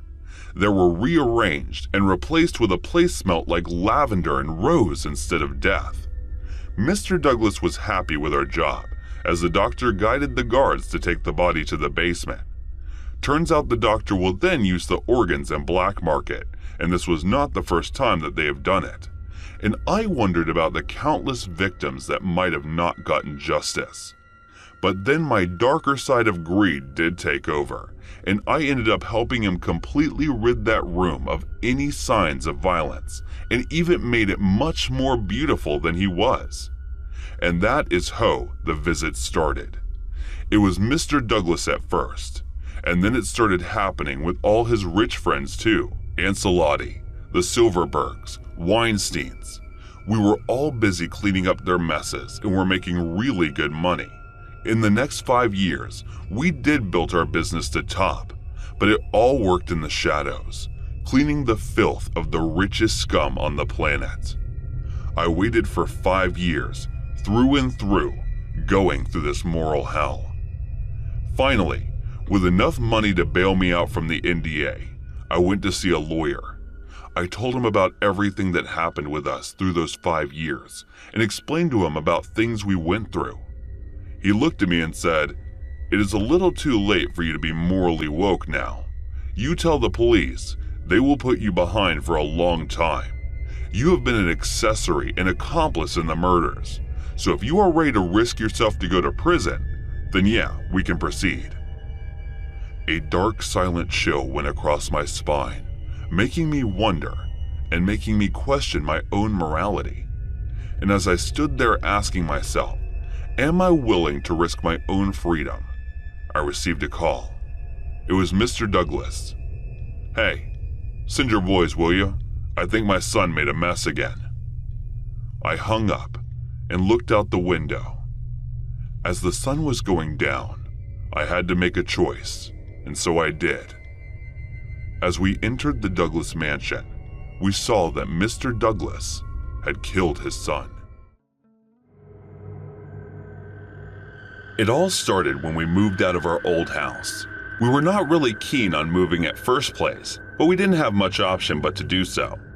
We rented out a place in Florence, and we were the only English people in the town, so the cultural differences seemed to be pretty inflated by the time we set ourselves in the new rental place. Our stay was only for a month, and then we were headed back to London.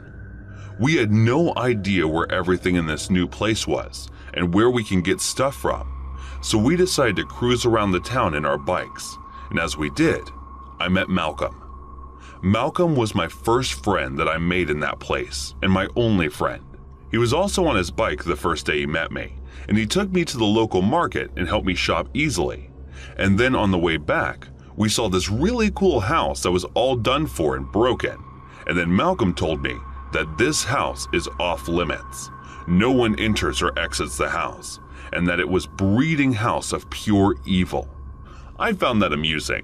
21st century, and then there were these people who believed in ghosts, and I assumed, but Malcolm was very persistent of the stories that he had heard, and said that he would not dare and be that rebellious.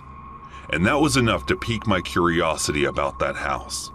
Every day we would ride past the house, and I would just look into and observe the ways to get into the house, and at the moment, I used to get highly obsessed with finding the answers for the stuff, and would do everything possible to get the curiosity at peace.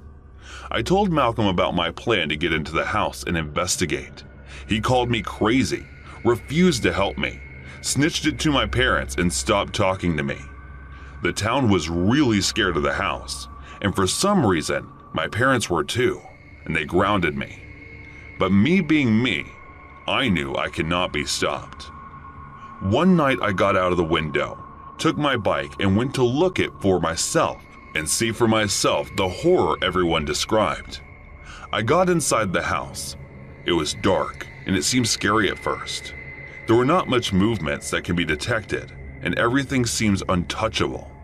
Apparently, stories involved a clown like Pennywise haunting the house and was linked to the deaths of all the missing children that walked into the house and were found face down in the quarry next morning, so everyone was scared. I knew the story, but I wasn't scared. I was intrigued. As I walked through the house, I found that there was nothing out of context and scary. As I walked with the torch in my hand and bag on my shoulder, a glove hand grabbed me. And as the hand grabbed me, my instinct kicked in and I turned off the flashlight. And as I did, I made sure to grip it tight and keep my hands free. I managed to open my mouth and give a fierce bite to his finger. He was down and in pain, and I kept biting as he shrieked. That shriek was as human as one gets, and as he dropped me, I get myself in balance and then looked at him with the flashlight.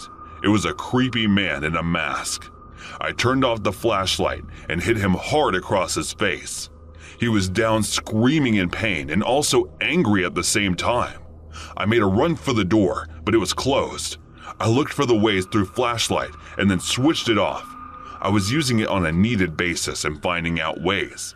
I slid through the hall, and as I did, I knew he was following me. I turned on the flashlight and he tried to block the light hitting his eyes, and then I took a picture of him. I ran upstairs and quickly messaged the picture to my dad and 5 others in my phone, with this in the message: "Haunted house, creepy man, I am being attacked." I kept myself hidden in a room where he cannot find me, and I was listening to his steps approaching towards the room.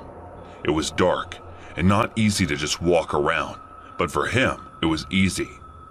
5 minutes in, I felt he was approaching me, and he finally grabbed me, took the flashlight off my hands, and as I was trying to hit him, he started dragging me towards a room and opened a door that seemed to open towards the basement. But then sirens wailing on, he knew it was over. He left me there, punched me real hard, and started running down the basement saying that he will be back for me. As the police barged in, I directed them to the basement, and the man was caught an hour later. I was in trouble. The police, parents, Malcolm, and the whole town seemed to be angry with me, until the next day when I was lauded a hero when I exposed the creep pedophile shut-in who lured kids inside his house and then molested them and murdered them and threw them in the quarry that had the underground way from his basement.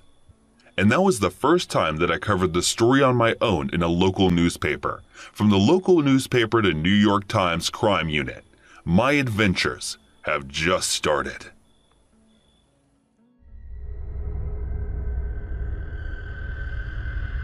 So this is actually my friend's story, but since she's not a subscriber and has zero desire to write this out, I'm telling it for her with full permission. A few years back, she meshed with a guy on Bumble, and the two of them really hit it off.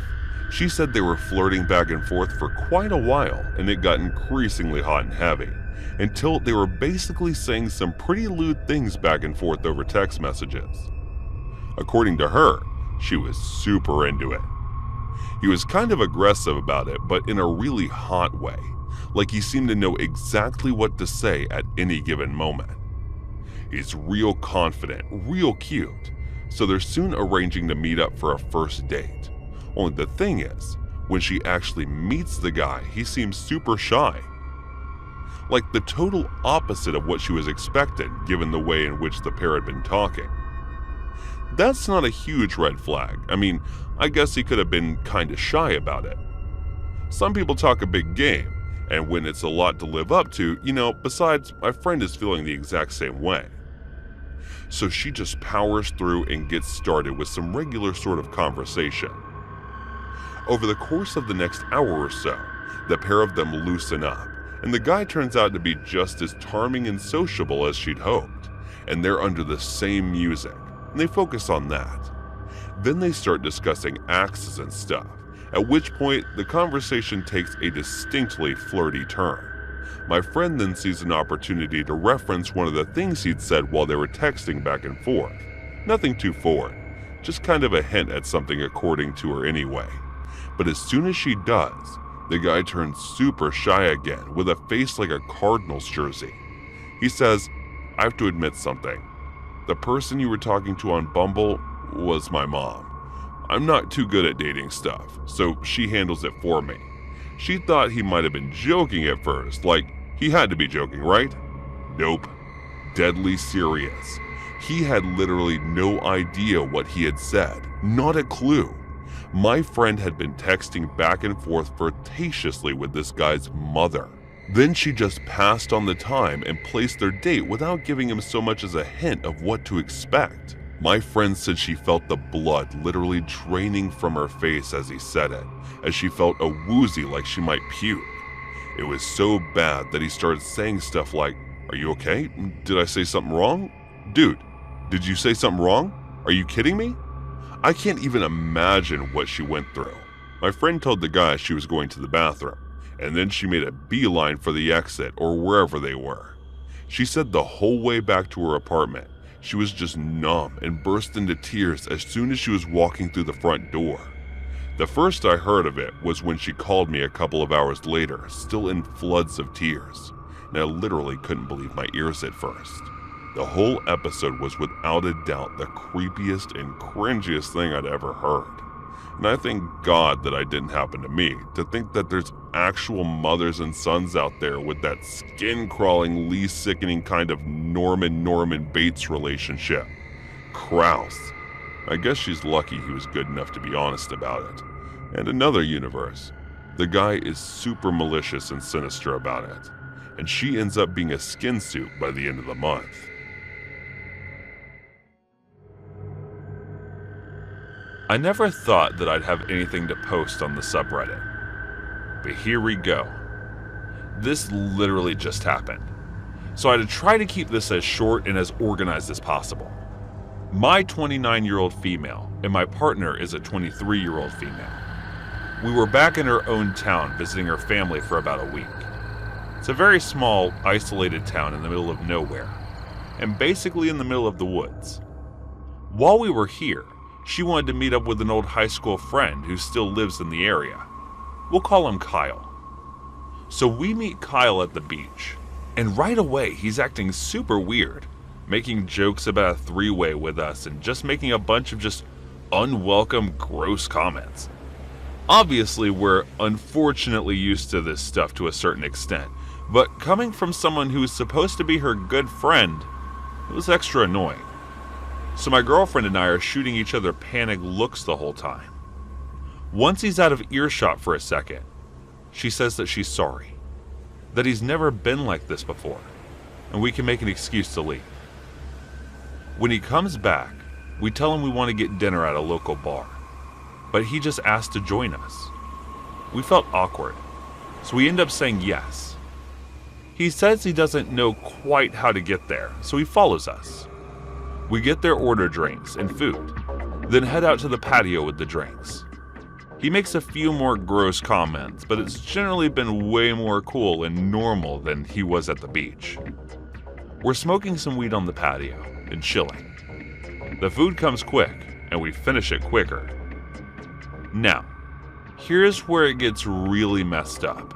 So halfway through my first drink, I'm feeling really tired, which makes sense, as we've had a long day. I give my girlfriend the signal that I want to go. She makes an excuse that we need to go. He keeps trying to get us to come to his house. I've got some good weed and dives there, and you can meet my cats, blah blah blah. He's being really pushy. We keep saying no and making excuses. We need to check on her grandpa, etc. So finally we get in the car and say goodnight. We park next to each other and walk up and into the cars together while saying our goodbyes. And we get into the car. My girlfriend informs me that she wants to stay at the bar, but fake it like we're leaving because she doesn't want to chill with them anymore, understandably. So we're sitting in the car waiting for him to leave first, when he signals for us to roll down the window. We do. He says GPS has been kind of funny, and we can lead him to the main road. To be fair, we're in the middle of nowhere, so this didn't seem too outlandish. So obviously, staying behind at the bar was out of the question. So in the car, we were talking about how pushy was being, and she admitted she feels weird driving right back to her grandpa's house. So we should drive into town until we lose him. He's behind this for a long time, even way after he should have gotten off on his exit. We think it's weird, but we weren't sure what to do. So finally, we get on a 2-lane road, and he pulls up next to us and he's waving a phone, which is clearly my girlfriend's phone, in the window. We pull over, he gives her the phone back, chats for just a few seconds, then leaves in a hurry. Here's the part that makes my skin crawl. We know we had her phone. I saw her put it in her fanny pack, which was on the table, along with my phone in her butt. A few minutes before we left the bar, as we were preparing to leave, she didn't take it back out. There's literally no way she could have left at the bar. More importantly, he got in his car and left the bar at the same time as us, meaning he had to have already had the phone when we were leaving. It's not like we left the bars first and he saw it left on the table or something. He literally handled it and walked into the cars with us and calmly said goodnight with the phone already in his possession. Now, the kicker, apparently unbeknownst to me, my girlfriend had tasted a very weird bitter taste in her straw at the bar and was already suspicious, especially with how he's been acting. This is why she wanted to stay back at the bar, to get away from him and stay in public where she felt it was safer. So when he walked up to the car to return her cell phone, she very casually and deliberately flashed the knife that she kept for protection in her jacket. I didn't know at the time that she had done this. So that's why he had left so quickly. Obviously, I was annoyed with her for not telling me her suspicions sooner, but she just didn't want me to panic. I'm really shaken up. A few things are clear. 1, he stole my girlfriend's phone. And it seems like he did so that he would be forced to pull over on a dark road in the middle of nowhere till he quickly ended the conversation and left when my girlfriend flashed her knife. They'd been good friends for almost 10 years. If he wasn't planning on doing something malicious, I feel like he would have acted confused about the knife or said something like, "What's up? Why would you flash a knife at me? Is this as some sort of bad movie or something?" But instead, he just booked it. Which tells me he knew exactly what she was doing, reacting to a threat and preparing to protect herself and me. And 3, he probably spiked our drinks. My girlfriend noticed a weird taste in her straw right away and chose not to finish her drink. I finished half my drink and I felt relatively tired. A few more things. I just don't know how he managed to nab the phone without us noticing, or knowing it doesn't really make any sense. But he did. Me and my girlfriend both remember her putting it in her fanny pack perfectly. We almost had no idea how he could have spiked our drinks unless he was working with the bartender. But we were the ones who suggested that bar. I don't know exactly how he did it, but I think I know why. And for that reason, my girlfriend's now ex-friend, who made creepy comments, probably tried to drug us and stole her phone in order to get us alone the dark road. Please keep your distance.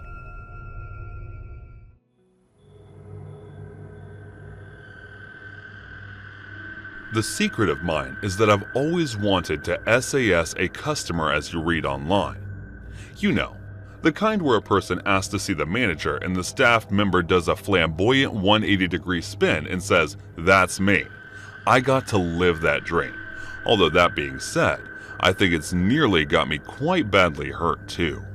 A few years back, a customer had come into our branch of Starbucks an hour or so earlier and booked a table for his girlfriend and himself, and left some table decor he wanted to set the table up with. It seemed a little weird, but nevertheless, I offered to set up roses, LED candles, and cloth napkins for them so they could leave to get ready. I finished setting up the table when in walks Mr. Businessman. The store is basically empty at this point. It's 4:30 in the afternoon. too early for any sort of dinner rush, and so there are lots of tables free. Mr. Businessman walks up and asks to use the table clearly set up for a romantic night. I politely said it's been reserved, but there are many other tables he can take a seat at, but insists that he has that table. I take him to the table directly next to it and say this table is free, but he doesn't want that seat. He wants the reserved seat. He starts to raise his voice, and at that point, I can see he is choosing to be difficult for no other reason but to be difficult. I repeat myself, that table is reserved, and that's when he says it. He asks to see the manager. I feel the moment it spread through my whole body, starting from my suddenly beaming smile all the way to my fingertips and overworked feet. I feel the power I suddenly possess flow over me. This is it. This is my moment. I look around, then down at my name badge and gasp as it says manager under my name. I smile and say, "That's me, sir. I'm the manager." I was being awful and petty, and he's beyond angry at this point and raises his finger, stabbing the air around me and says, "What's your name? I'll be reporting you to head office." And that was honestly the least of my worries. Like, for a little while, I legitimately thought this guy was going to hurt me was honestly worth it. To make this guy so angry, this absolute psycho, to pay for my witty little comment with my health or life. I think I got very lucky because he leaves in an angry huff and says he'll be taking his business elsewhere. He ended up returning an hour later, and there's now a regular in our store. He greets me by my name every time he comes in. I've been hugely into online gaming for as long as I can remember. As many others might testify, beating your friends on split-screen Mario Kart was fun, but beating some faceless stranger on Age of Empires 2 has a legit rush. Like, I always imagined it was some super smart older kid and getting their butt handed to them by me, the 10-year-old tactical genius, and the whole thing kicked off a love affair with online games that stayed strong ever since. But the past 8 years or so, my game of choice has been Counter-Strike Global Offense. Being a sweaty FPS veteran, I played the first game a whole bunch and was super excited to get to grips with its successor. When I got my hands on it, I was hooked, and over the years, I moved from clan to clan, playing with an ever-shifting international group of people until I settled on the clan. And now it's run by his husband and a wife pair in their 40s, and they generally keep the whole operation running smoothly and drama-free, hence why it's been my steady clan for the past couple of years. I say generally because there was one quite significant incident involving another clan member that had a significantly negative impact on my life. So there's this one particular girl that I used to play with quite regularly who had the username K9 Disclaimer. Not her exact username.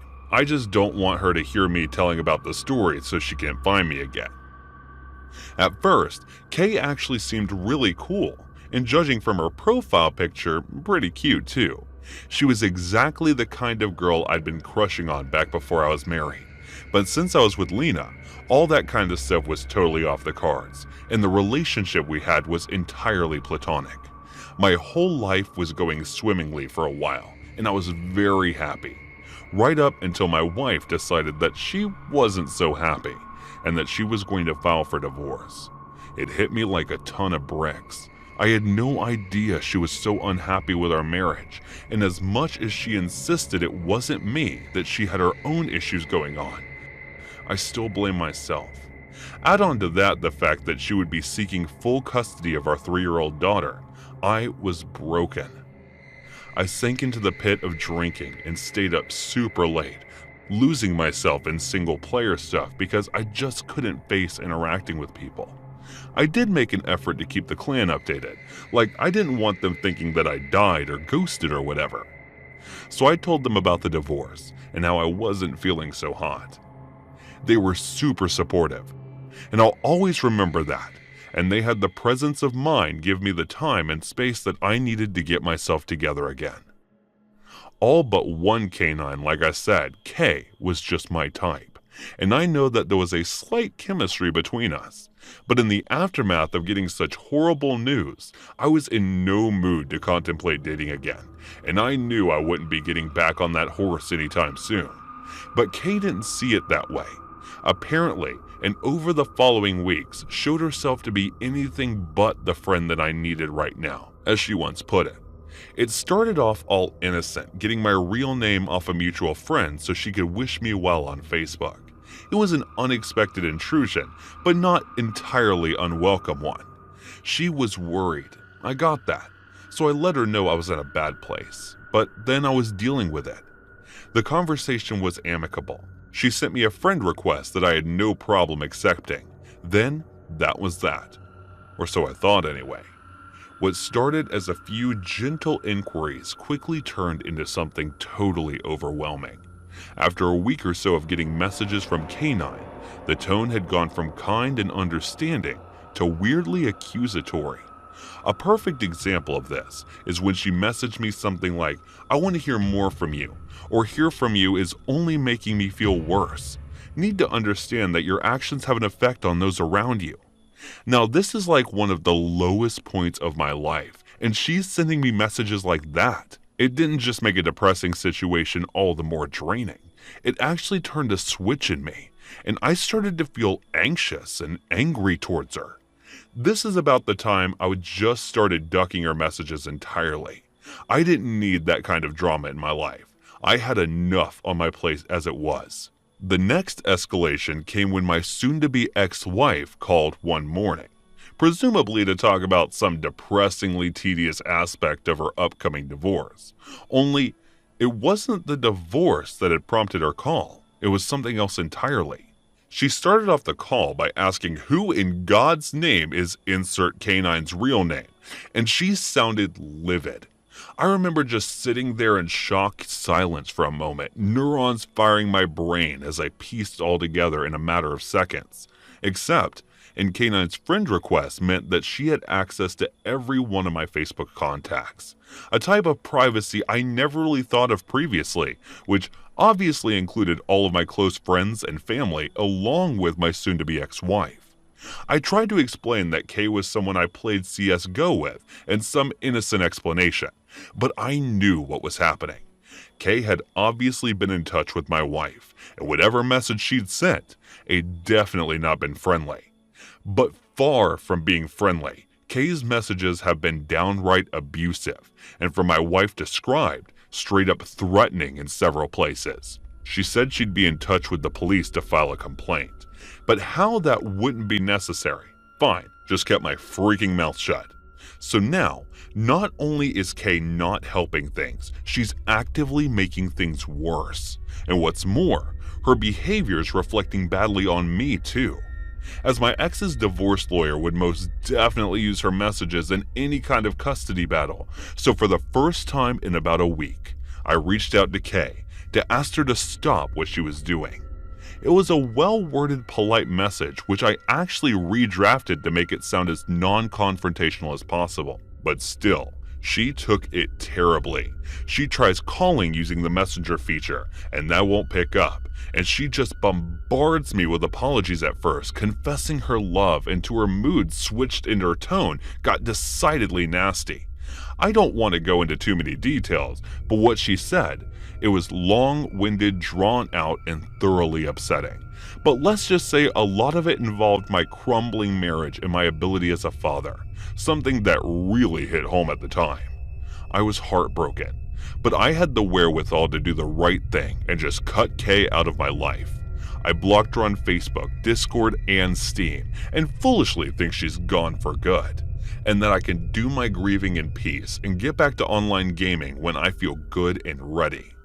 Literally about a month later, boom, the pandemic happens. I don't mean to make light of a horrible situation, but the whole work from home thing was exactly what I needed.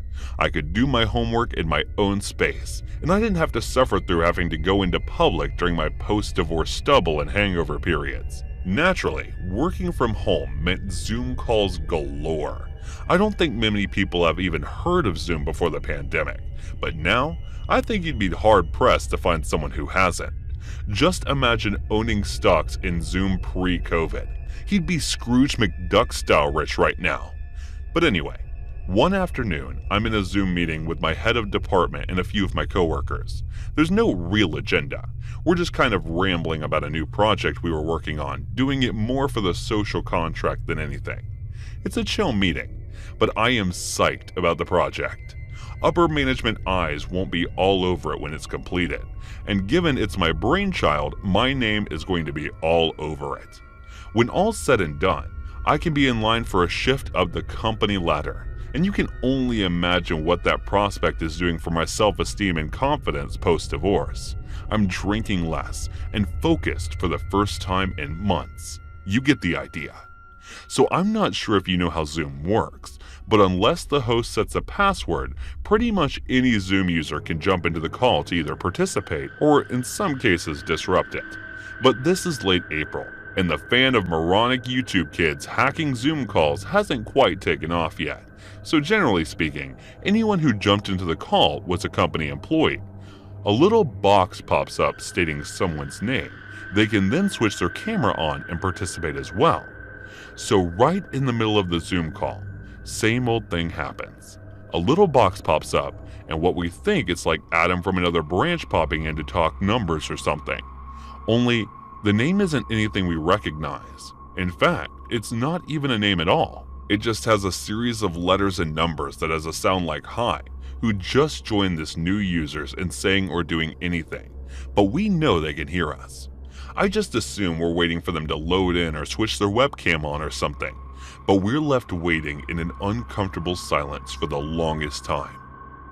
And only when my head of department threatened to kick them from the card, they actually streamed the video. I didn't recognize who it was at first. But when I did, the sinking feeling of dread was indescribable. It was K9, only she didn't quite look how I remembered her. Instead of the cute bubbly features and shock of blonde hair, Kay looked like she lost a ton of weight, and the once glossy long hair had looked thin and greasy. And boss says something like, "I'm sorry, may I ask who just joined?" He tried to remain polite, but you can see how shocked and creeped out he is by what he's seeing. I mean, Kay looked awful, almost like she was dying. I should have acted quicker. I know that I should have just manned up and told my boss to kick her, that she was going to cause trouble. But on some level, I still cared about Kay. And seeing her in such a bad way was as upsetting as it was morbidly curious and horrifying. "Where you been?" she asked, using my real name. There was no denying it now. "I missed you so much. I haven't eaten. I haven't slept. I just need to know you're okay."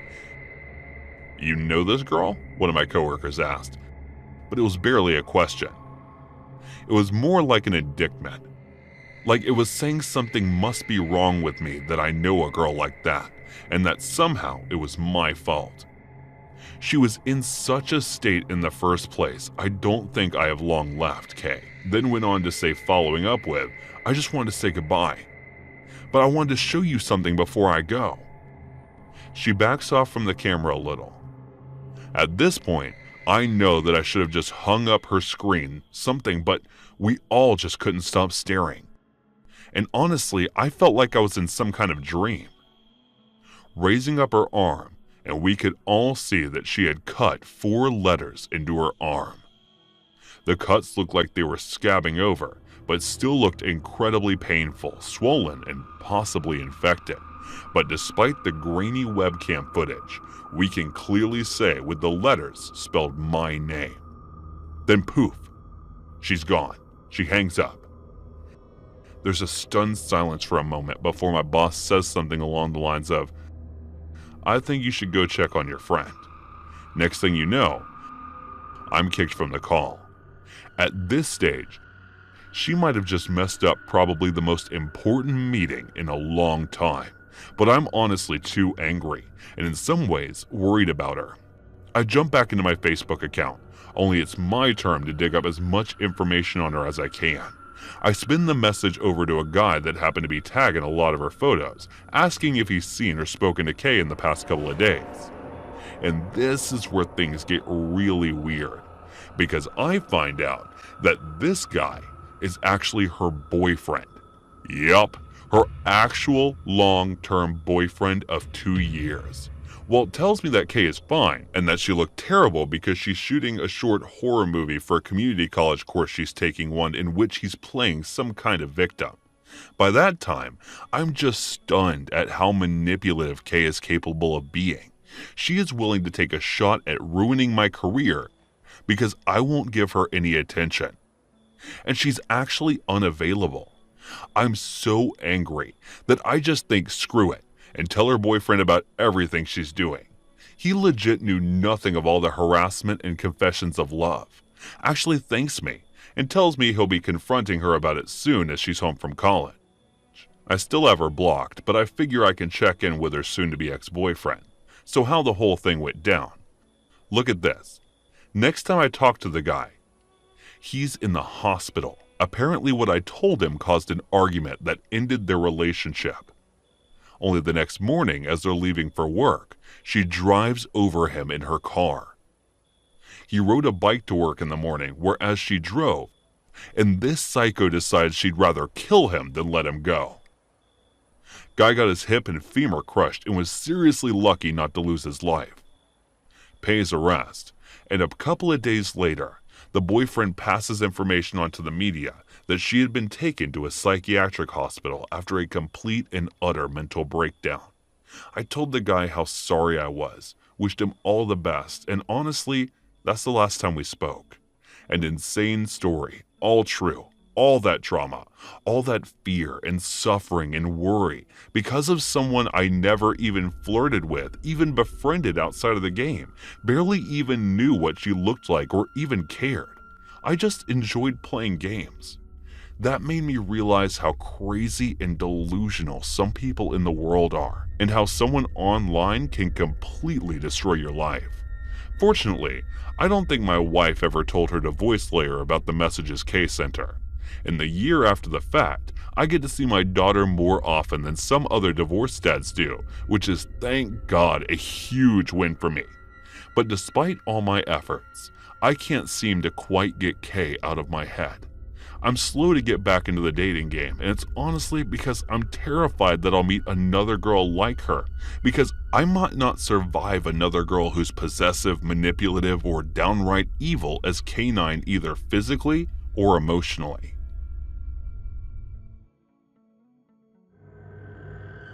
Okay, so for some background, I'm a female and the story takes place.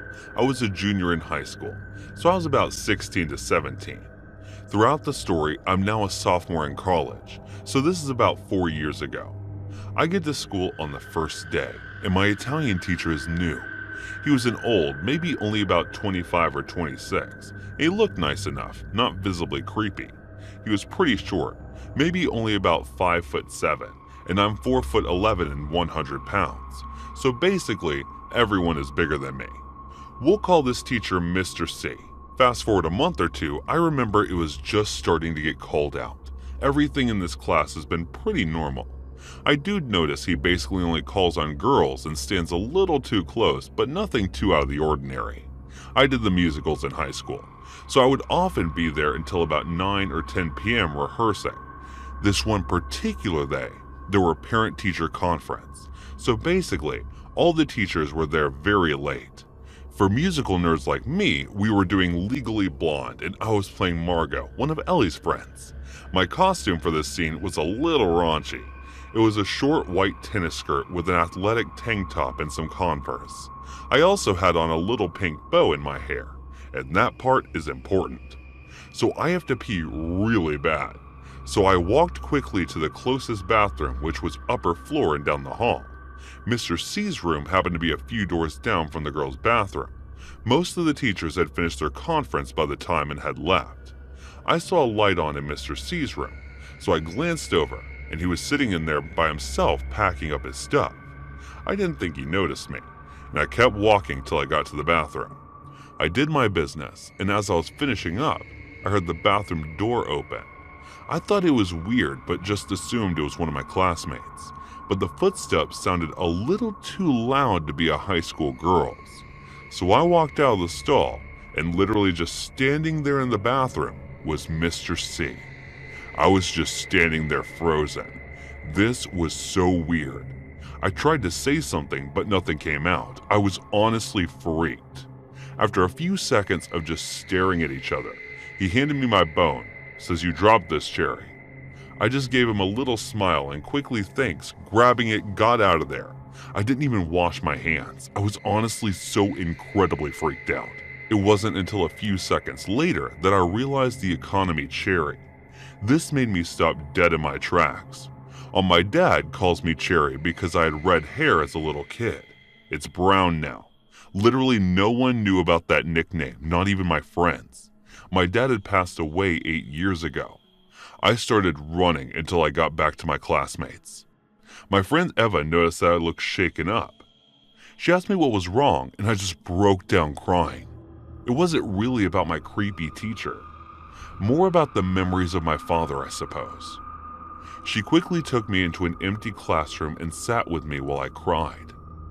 After I'd gotten on most of my tears, I told her everything that had happened. She was livid, but I convinced her not to tell anyone because I was embarrassed. I know, I'm an idiot. She didn't have Mr. C, but stopped by my class with him once to grab my car keys when her art project was in my car. She told me later when we were driving home that he had looked at me really weirdly. She said it was the way a predator looks at its prey. Yeah, huge red flags everywhere. But I was super innocent and just generally naive at the time. After this, nothing happened for another month or two. I had honestly forgotten about everything, but I still remember the day my life changed forever. The day everything started, January 16th. I had just gotten home from school and went on Facebook. I had a friend request from a guy named Jake. He was super attractive, and a few people from my school were friends with him, so I assumed he went to a school in a nearby town. I shrugged and accepted his request. What I didn't notice was weird was that he had about 5 photos, all posts in the last 2 days, but I ignored it.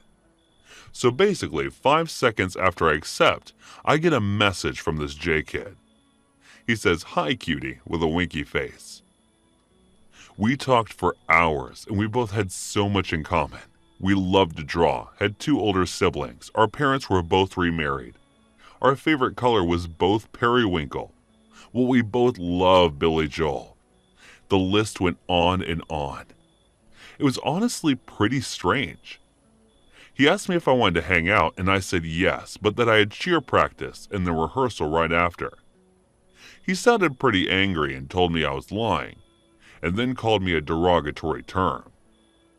He sent about 100 messages about how it was disgusting, and I started panicking and just blocked him.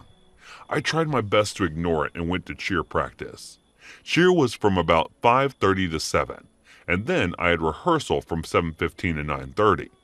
Ava and I planned to grab something from McDonald's in our 15-minute break. In the middle of cheer, Eva sprained her ankle, so her mom came to pick her up. After I finished cheer practice, I decided I would just go to McDonald's by myself. It was freezing, and I was in a tiny cheer uniform, so I ran to my SUV and hopped inside. I clicked the push to start button, and nothing happened. What? That was strange. I tried again, a few more times with no success. I called my stepdad and he said I should just leave my car there and go back inside, and he would pick me up from rehearsal and check out my car. I was honestly so angry about not getting my chicken nuggets that I hadn't even realized that I'd never unlocked my car. I knew 100% that I locked it, and I didn't have to unlock my car to get back in. I didn't figure this out until weeks later and actually cried when I realized, because that meant that someone had actually messed with my car. I bought this car myself, so it was kind of my baby. Also angry and stopped my way back inside, having no clue why my car wouldn't start. A kitty not the second I walked inside, I slammed right into Mr. C. I had no idea why he was still at school.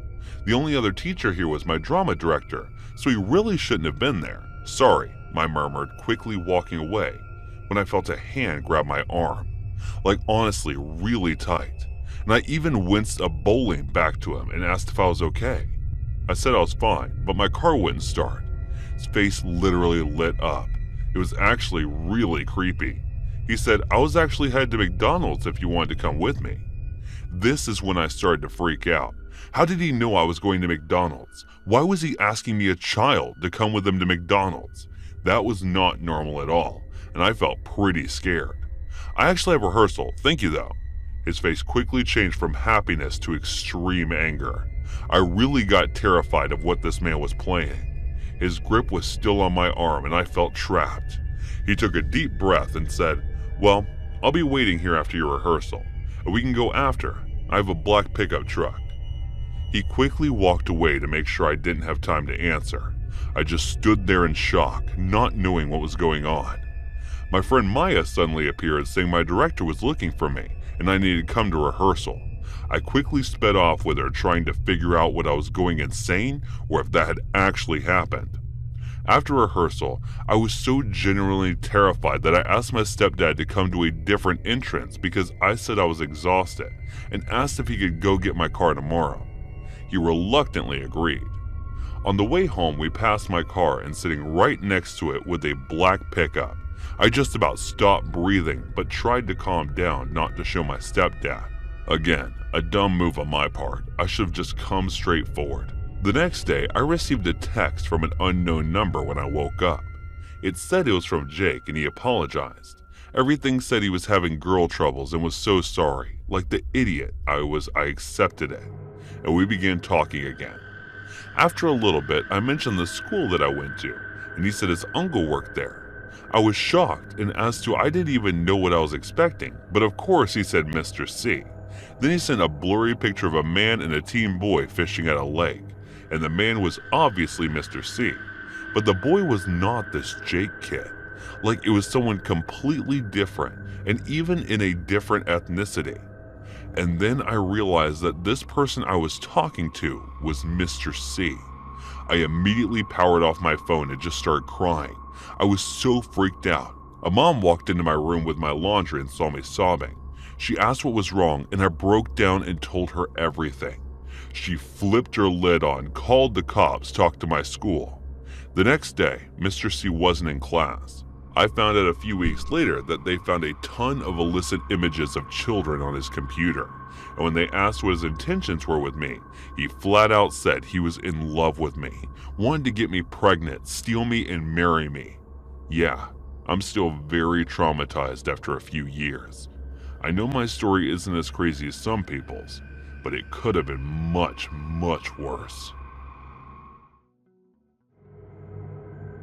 I have been a trucker my whole life. I started at the age of 18.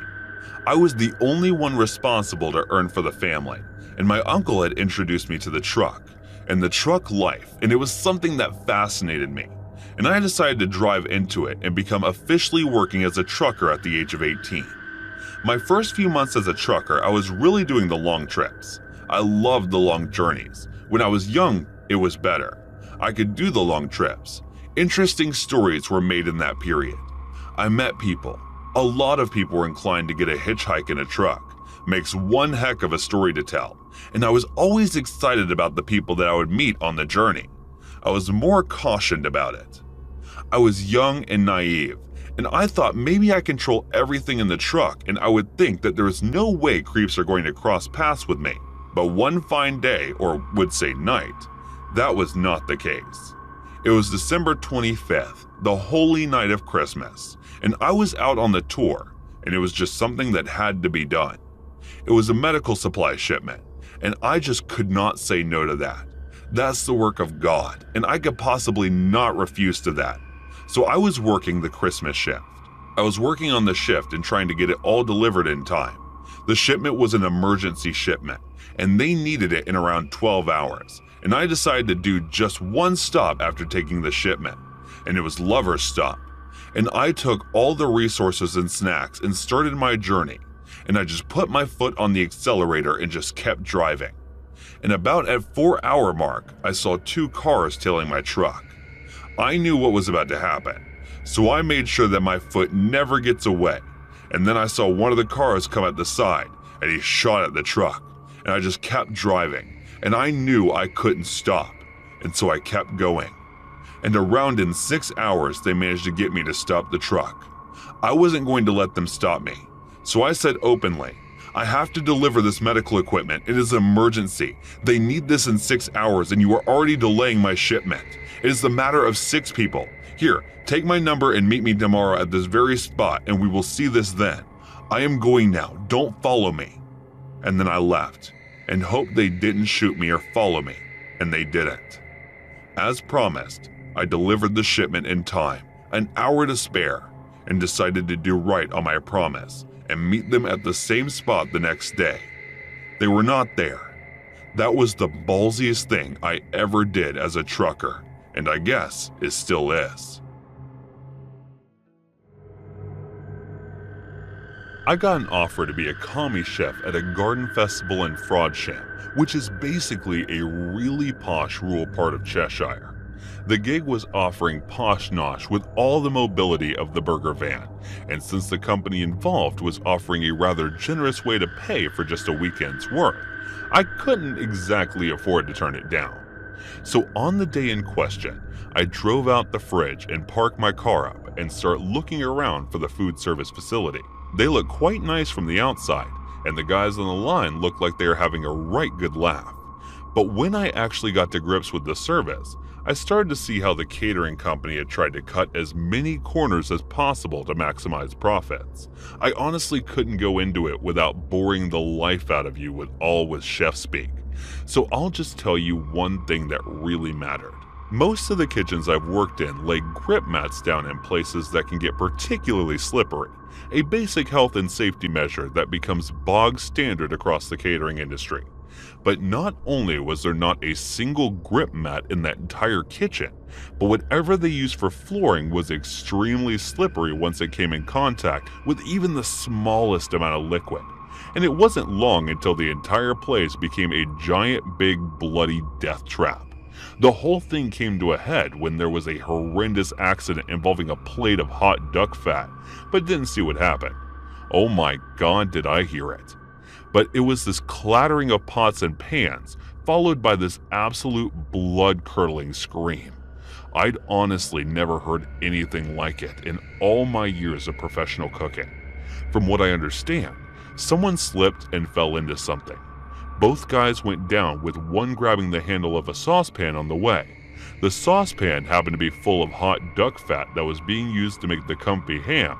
Hot, boiling, burning, sticky duck fat that clung to that poor guy's face. The wounds were absolutely horrendous, like his skin was peeling and blistering in sections, and I think some of the fat got into one of his eyes, because he kept saying, I can't see, I can't bloody see. Actually, you know what? They look like a horror movie makeup, like the practical effects you see from 80s and 90s gore fests, and the fact that it was real. It was his actual skin. Christ, it made me queasy thinking about it even all these years later. That was Saturday afternoon, only about 4 or 5 hours into service. I've never walked out on the job before, ever, but I walked off that one. All it took was the head chef telling me to bloody get on with it when I told him how dire it was in the kitchen. If I was just some novice having a flap about nothing, fair dues. This was serious. That guy was carted off to a hospital in an ambulance with the word skin and grafted being thrown around. And there's the head chef telling me to just crack on with it. Nice chance, mate. Someone had suffered life-changing injuries on that line, and nobody gave a toss because all they were thinking about was their wallets.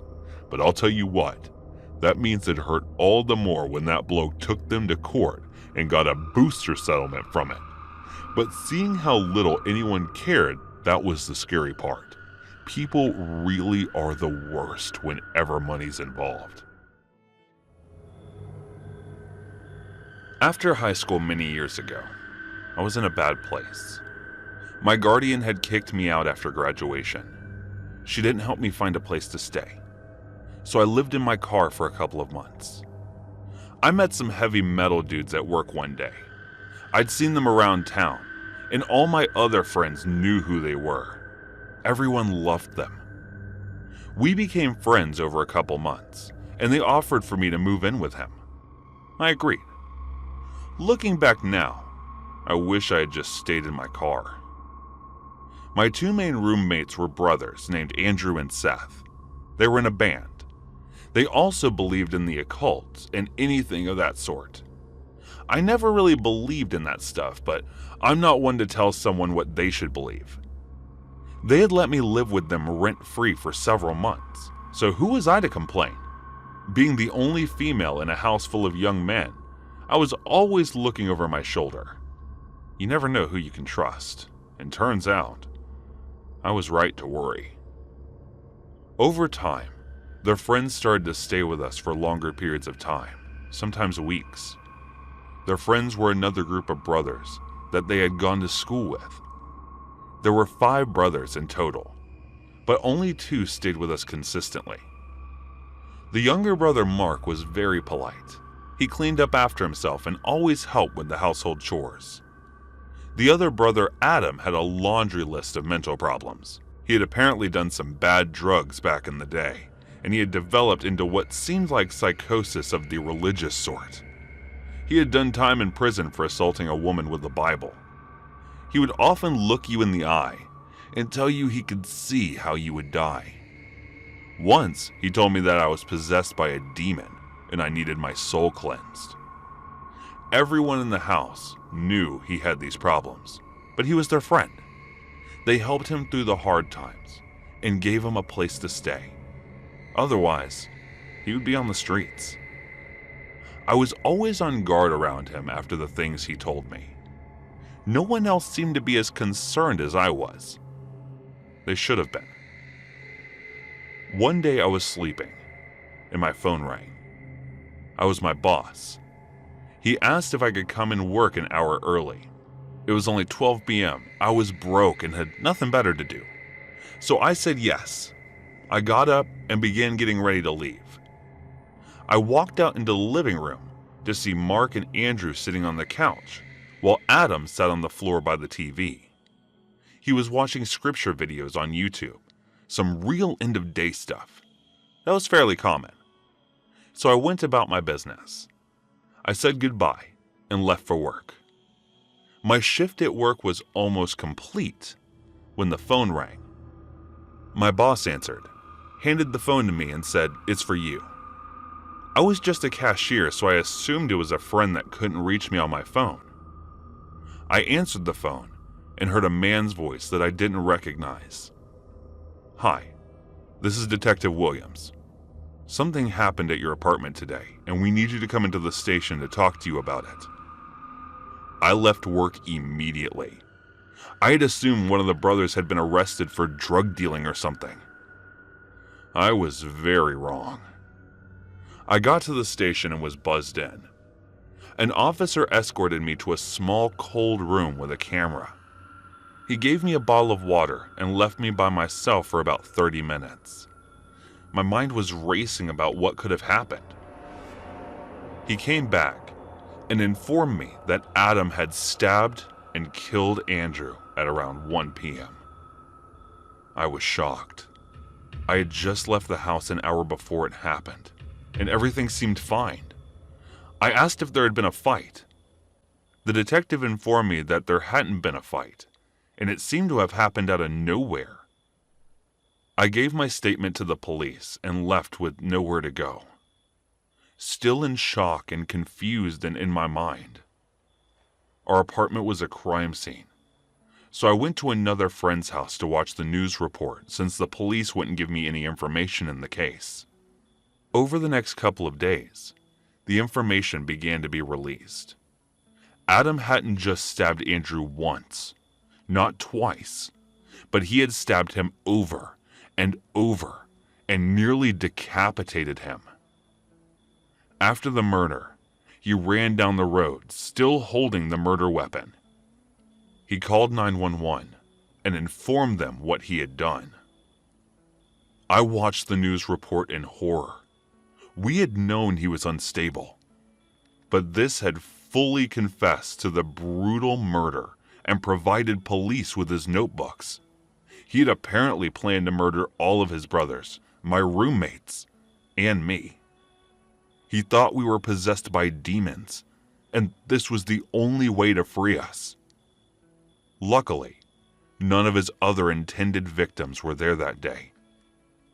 Mark unfortunately witnessed the murder, but he was lucky escaped. If I hadn't gotten that call from my boss, I wouldn't be alive today. This happened less than a month ago. I'm a petite female in my 20s. I'm currently living in Mexico to escape life, a little after post-grad in a city that is not known as a dangerous place. A lot of foreigners live here, and I haven't heard any safety concerns. I'm living with my cousin who works from 8 a.m. to 7 p.m., but houses are in a pretty good area with a school, nice hotel, and Starbucks within walking distance. Just to give you an idea of how unexpected this was, the incident happened while my aunt was visiting us from Mexico City. She stayed home all day with me, while I usually studied or watched Netflix. On this day, I was planning to have a chill day since I had woken up at around 11:30 a.m. I was watching something on my computer when I started to hear some loud pounding, like someone was working on something with a hammer. This was around midday. I thought my aunt had let some repairman in to do some work. I was under the assumption my aunt was still in the house, so I wasn't too worried and continued to watch my show. The hard noise stopped, and I heard two male voices talking casually. This made me feel more confident that they were there to fix something. I get up from bed to fetch my phone, and I don't have any service plan down here to message my aunt on Facebook to see what's going on. I didn't get a reply from her, so I just took it as she was busy and go back to lying in bed to not thinking of anything of the noise. 5 minutes later, I hear footsteps coming up the door. Take in mind, I'm lying in bed with my back to the door. When the door opens, I see a man. He was a pretty normal-looking guy with facial hair and dressed rather cleanly. Like if you saw him in public, you wouldn't think anything negative about him. As soon as he saw me, he shut the door and went downstairs. Then I heard another huge noise that I led to realize was him slamming the front door shut. My room is first room above the stairs, so the first thought was that this repairman accidentally opened my door. I thought he was trying to get access to our patio. I was a little confused, but again, didn't think anything of the situation. I slowly walk downstairs calling my aunt's name, but I get no response. As soon as I make it down the stairs, I hear my aunt in a panicked voice saying that they robbed us. They took the TV. She forgot to lock the first iron door of the house, which made it easy for them to break into the second door. She said that when she was walking by from the store, she noticed someone by the house. She asked him what he wanted, and he said he was looking for a teacher, and he got into a car with the other man and left. She didn't notice the TV in their car or anything suspicious until she got to the house. She mentioned that someone had rang the doorbell before she left to go to the store. When she went to check, no one was there. She believed they'd been watching her and my cousin, so when they opened the bedroom door, they were caught off guard and dipped. It's really frightening to think what could have happened. They didn't get scared off by seeing me. The cops came and were then telling me that they often kidnap girls or rape them. I know I got lucky.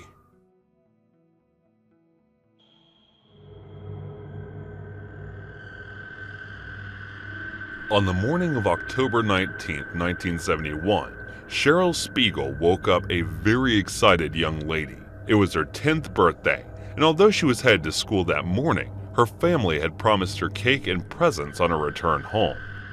Obviously, she was very excited. It was her day, her special day, so it was only natural that the birthday girl got a few extra minutes in bed, especially when her regular wake-up time was around 5:30 in the morning. If this meant that Cheryl didn't depart for the school bus with her brothers as she normally did. Instead, she left the house at around 6:25 a.m., headed out into the dark, foggy fall morning all alone. It was a walk that should have just taken a few minutes tops, but Cheryl never made it to school that day. In fact, the morning of Cheryl's birthday will be the last time anyone would see her alive in the mysteries surrounding her death, with puzzle professional and amateur detectives alike for years to come.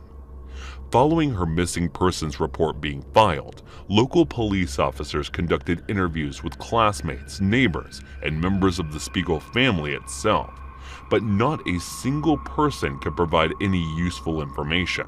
The streets had been all but deserted when Sherwood appeared, when local newspaper began reporting sightings of Cheryl in the surrounding area. The police focused their investigation around the possibility of her running away from home, a dire mistake at a crucial time in the investigation, as it amounted to little more than wishful thinking. Because around 2 weeks later, a milk delivery driver was out on his usual morning rounds when he found he needed to take a leak. He pulled over to the side of an isolated country road when he noticed an odd grouping of rocks in the creek bed below him. It appeared as though they'd been deliberately stacked almost like a pyramid shape. The driver's curiosity got the better of him, and he headed down the slope to further investigate the odd formation. But when he did so, he noticed a small child-sized arm visible in one of the small crevices. The flesh was hideously discolored, with its owner obviously deceased, so the horrified delivery driver rushed to call 911. Shortly afterwards, emergency services arrived at the scene, collecting the corpse, which would soon be identified as the missing Cheryl Spiegel. The birthday girl had been stabbed a total of 26 times, with some of the stab wounds so deep that they ran through her completely. However, they didn't appear to have been the result of a knife. Rather, the wounds were small and puncture-like in nature, as if she had been stabbed with a needle-like instrument. She had also been stripped completely nude, but thankfully, there was little evidence of any kind of physical violation having occurred in a horrible twist of fate. It was her older brother's 11th birthday when her father was summoned to identify her body, forcing him to bear witness to the savage, frenzied manner in which she had been killed. Cheryl was buried 2 days after her body was found on November 6, 1971. Her family held a small ceremony for her at Highland Cemetery in Fort Mitchell, Kentucky, and the search for her killer continued with the ever-pervading question: did her birthday play any significance in her abduction, or was it simply a horrible coincidence? Homicide detectives surveyed the surrounding area but didn't find much of interest. The only pertinent location was a gas station, an ATM machine at a bank, and a McDonald's had stayed open until 5 a.m. Aside from those late-night businesses, there were no reasons to be in the area at such a time. But canvassing the area came up with 4 major persons of interest, all of which were spoken to by police. The first was a man who lived across the street from the Spiegel house. According to more than one witness statement, this man would sometimes sit on the porch or in his car and watch the children, not in a wholesome way either. People say that there was something to this man's stare, something chilling in the years following Cheryl's murder. His concerning behavior continued to make his neighbors uncomfortable, even if he was eventually cleared of suspicion. Although he refused to take a polygraph test, which was highly suspicious, it turned out that he had an airtight alibi, as he had been working as a day laborer for a company in nearby Cincinnati. The second person of interest was another of Cheryl's neighbors, a drug-addicted member of a local car theft ring. He had served prison time, had a history of violence. Some was known to be extremely volatile. His alibi for the morning of Cheryl's disappearance was flimsy at best, and he openly admitted to having seen her walk to the bus stop, making him the last person to see her alive. However, he was open to taking a polygraph test, and he actually passed it, despite several people in the street saying they were terrified of him. The third person of interest was obviously the person who claimed to have found the body, the milk delivery driver. This man lived several counties away from the milk company, but he would end his route each day on the road where Cheryl's body was discovered. This daily proximity to her and her family would have given him ample opportunity to plan a successful kidnapping. However, there was no other evidence of his guilt. The man passed a polygraph test and was said to be emotionally devastated by the accusation. Not long after, the police ruled him out. The fourth and final person of interest was a small business owner from the same town. This man was not initially on the police radar as being involved in Cheryl's murder, but several years after, he was charged with assaulting young girls, pleading guilty in a court of law. There was local talk about him bragging about having stabbed Cheryl and putting her in the creek, but the man flatly denied those rumors as hearsay. Police did interview him and he agreed to take a polygraph test, which he passed beyond him supposedly bragging about the murder. There was no forensic evidence to ever tie him to the crime. It should be made clear that Cheryl's dad and stepmother were never considered suspects, and her biological mother was nowhere near Kentucky during the early 70s. However, a couple of interesting facts remain. Cheryl's father said he saw his daughter leave for the bus stop at 6:25 a.m., and no one else reported having seen Cheryl out on the street, which surely would have been busy with other kids and parents out and about that morning. What's more, after Cheryl's body was found, no headstone was ever purchased for her by her immediate family. And the speaker was left town entirely just 2 months later. Cheryl's brother later said that their father never talked about Cheryl or her murder ever again. Whether this was down to guilt or simply grief, it's impossible to know. So what really happened to little Cheryl Spiegel? Was it some kind of horrible accident? Or was foul play to blame? And what exactly made all those tiny pinprick wounds that punctured the length of the breadth of her tiny body? At best, some kind of vicious predatory killer with an unusual weapon cost them. But at worst, someone or something is still out there, and it's hunting children. I can't say Andre was a particularly weird dude. I didn't know him well. But every time we did speak, he came across as completely normal. He was a pretty quiet guy, not very talkative, but then again, I've never been either. His personal interactions with others, at least the ones I witnessed, appeared totally above board. And as far as I'm aware, he did okay in classes and never had any more trouble with his teachers than anyone else. What I'm saying is nobody I hung out with had any concerns about his sanity. The events of the coming years, which should show how horrible and terrible judge of character I had, then maybe those close to him knew the true face behind the mask. As for me, when the facts of this case came out, I was shocked that it only got worse from there. As often happens, life moved on after high school as did Di, and Andre became a small part of my childhood. That one morning as I flipped through my newspaper, the face from my past was staring back at me, and when I read in the article adjoined, it meant my blood run cold. Since I'm not a professional writer, I thought I used the account the Texas Tribune's managing editor Brandy Grimson used in a feature she wrote for Texas Monthly. She states by 2004, Andre was 21 years old, deeply mentally ill, and receiving no treatment. On the bright, clear morning of March 27th, a change up the stairs to the third-floor apartment where Laura, his estranged wife, lived, and kicked in the door. Her boyfriend had already left for work. Andre was holding 3 knives, one of each of his intended victims. He first encountered Laura, who ran toward him screaming now. Andre plunged a knife into her chest. He then reached in and pulled out what he believed was her heart. He'd in fact extracted part of her lung. Next, he headed for the children's room, where Andre Jr. and 1-year-old Leah were sleeping. Andre held down his 4-year-old son and stabbed him before moving on to Leah. He carved out each of the children's hearts. Finally, Andre jammed a knife into his own chest 3 times and laid down beside Laura on the living room floor, expecting to die.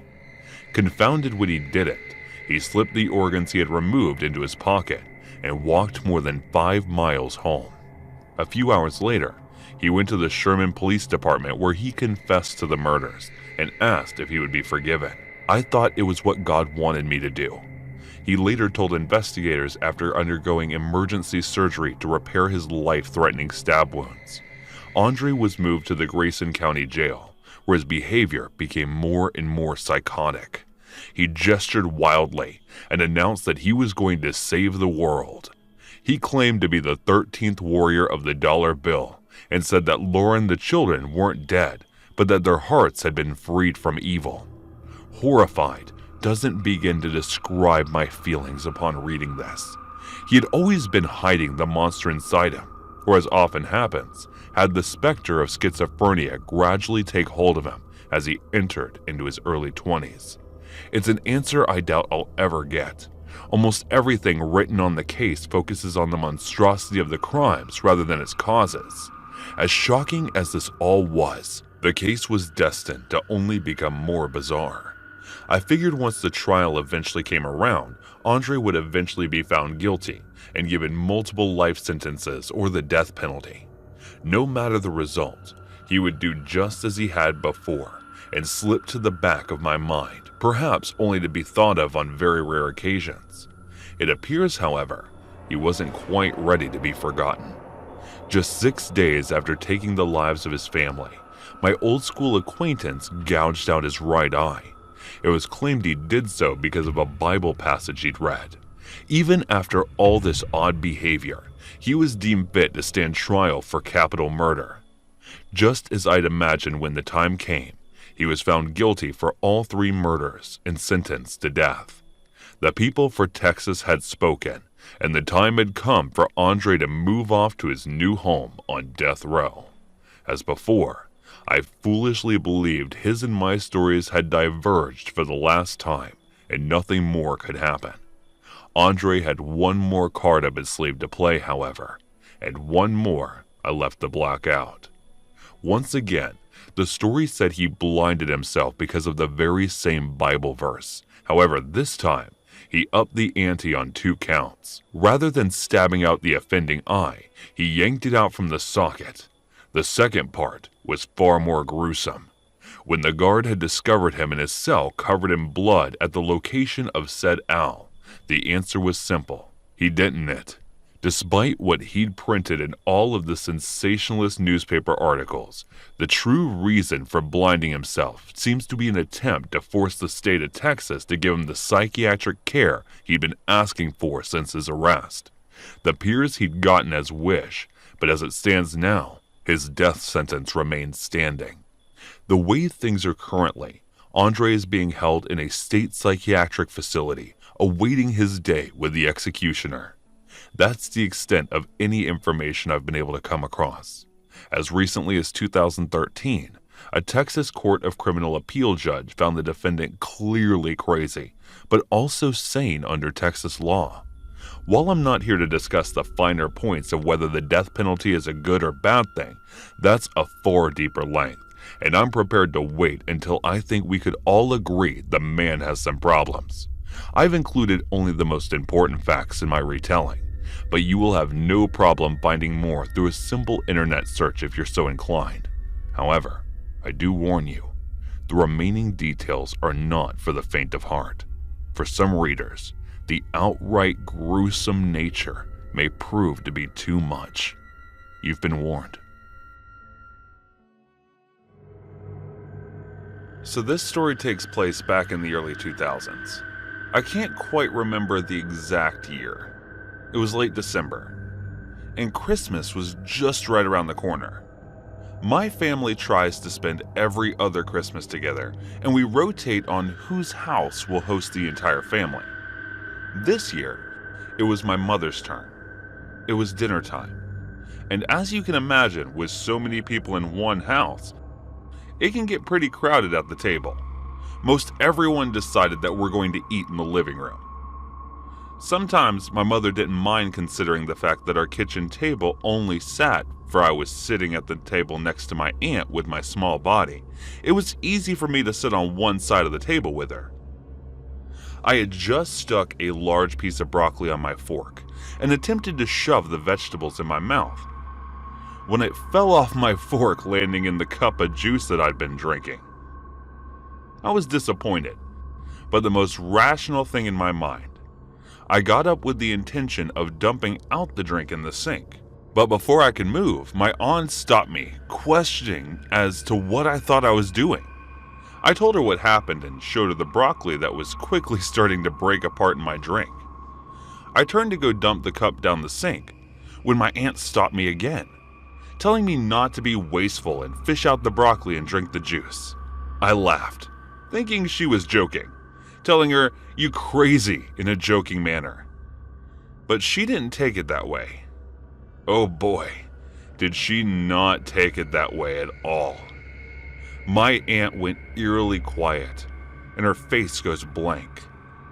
I can instantly feel a cold chill run up my spine, and honestly had felt like I had stepped on a landmine. My aunt tells me in a low tone, "Don't call me crazy."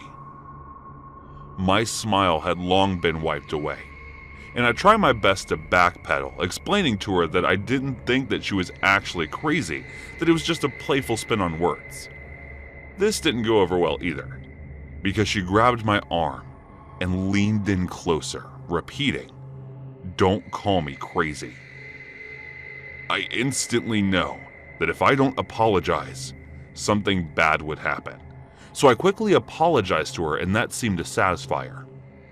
She made me sit down and hovered over me until I ate the now extremely soggy broccoli and chugged down the cup of juice. Now, this might not seem terrifying or scary at all. Well, that was just the setup for the events that were to follow that evening. Later that night, most of my family had gone out. I can't remember where, but the only people in the house were myself, my older sister, my aunt, and her daughter, my second eldest cousin. I was sitting in my room watching TV when I started to hear yelling from the remover. It quickly got louder, and I knew it was my aunt and cousin. I'm not sure what it started the whole thing, but I do know why it had escalated the way it did. The two were having an argument over something, when my cousin told my aunt she was acting crazy, as she did the same thing I had done earlier. But unlike me, my cousin didn't apologize. She tried to explain to her as I did, but just like before, she wasn't having any of that, and my aunt exploded. I'm sitting in my room terrified when I hear a loud bang from the wall causes me to jump. After the bang came my cousin's screams of pure terror. I was too scared to move until I heard Russian footsteps. I look at my door and soon see my sister running by. Next thing I know, I can hear my aunt screaming and ranting at the top of her lungs, my sister pleading and begging her to stop, and the psalms my cousin along with a loud thud noise. I finally get enough courage to leave my room and look into the next room. And what I saw was an image seared in my mind to this day. My cousin was on the bed in the fetal position, trying to make herself as small as possible, just sobbing. She cried so much that she left a large wet spot on the bedspread. My sister's laying on top of her, using her own body as a shield, and my aunt is hovering over the two, just screaming like a mad woman, and in her hand is one of her shoes. It was one of those women loafers with a light sole and slight heel. She was using the shoe to beat both my sister and cousin, swinging away trying to make contact with any amount of skin. She was really just trying to get my cousin, but didn't care that she was hitting my sister in the process. I'm frozen in absolute fear, never having seen anything like this before. Sure, Mother got mad at me and I got the occasional spanking, but nothing like this. I'm afraid to even say anything and fear that my aunt will turn on me and start attacking me. I slowly start to back away when I look to the ground that caused my eyes to widen. On the floor was my sister's jewelry box. It was all wood and had magnetic drawers to prevent the jewelry from spilling out if you knocked it over. It was just laying on the round, all the drawers open, and jewelry spilled on the floor. I looked at the box, then to my aunt, and quickly figured out what that loud banging noise I heard earlier was. Yes, my aunt had thrown my sister's jewelry box at my cousin. Luckily, my cousin dodged it and hit the wall, but she had thrown it with so much force that it caused all the magnetic drawers to pop open.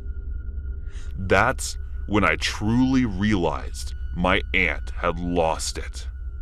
I turned and ran back in my room, locking the door behind me, waiting for my mom to come home.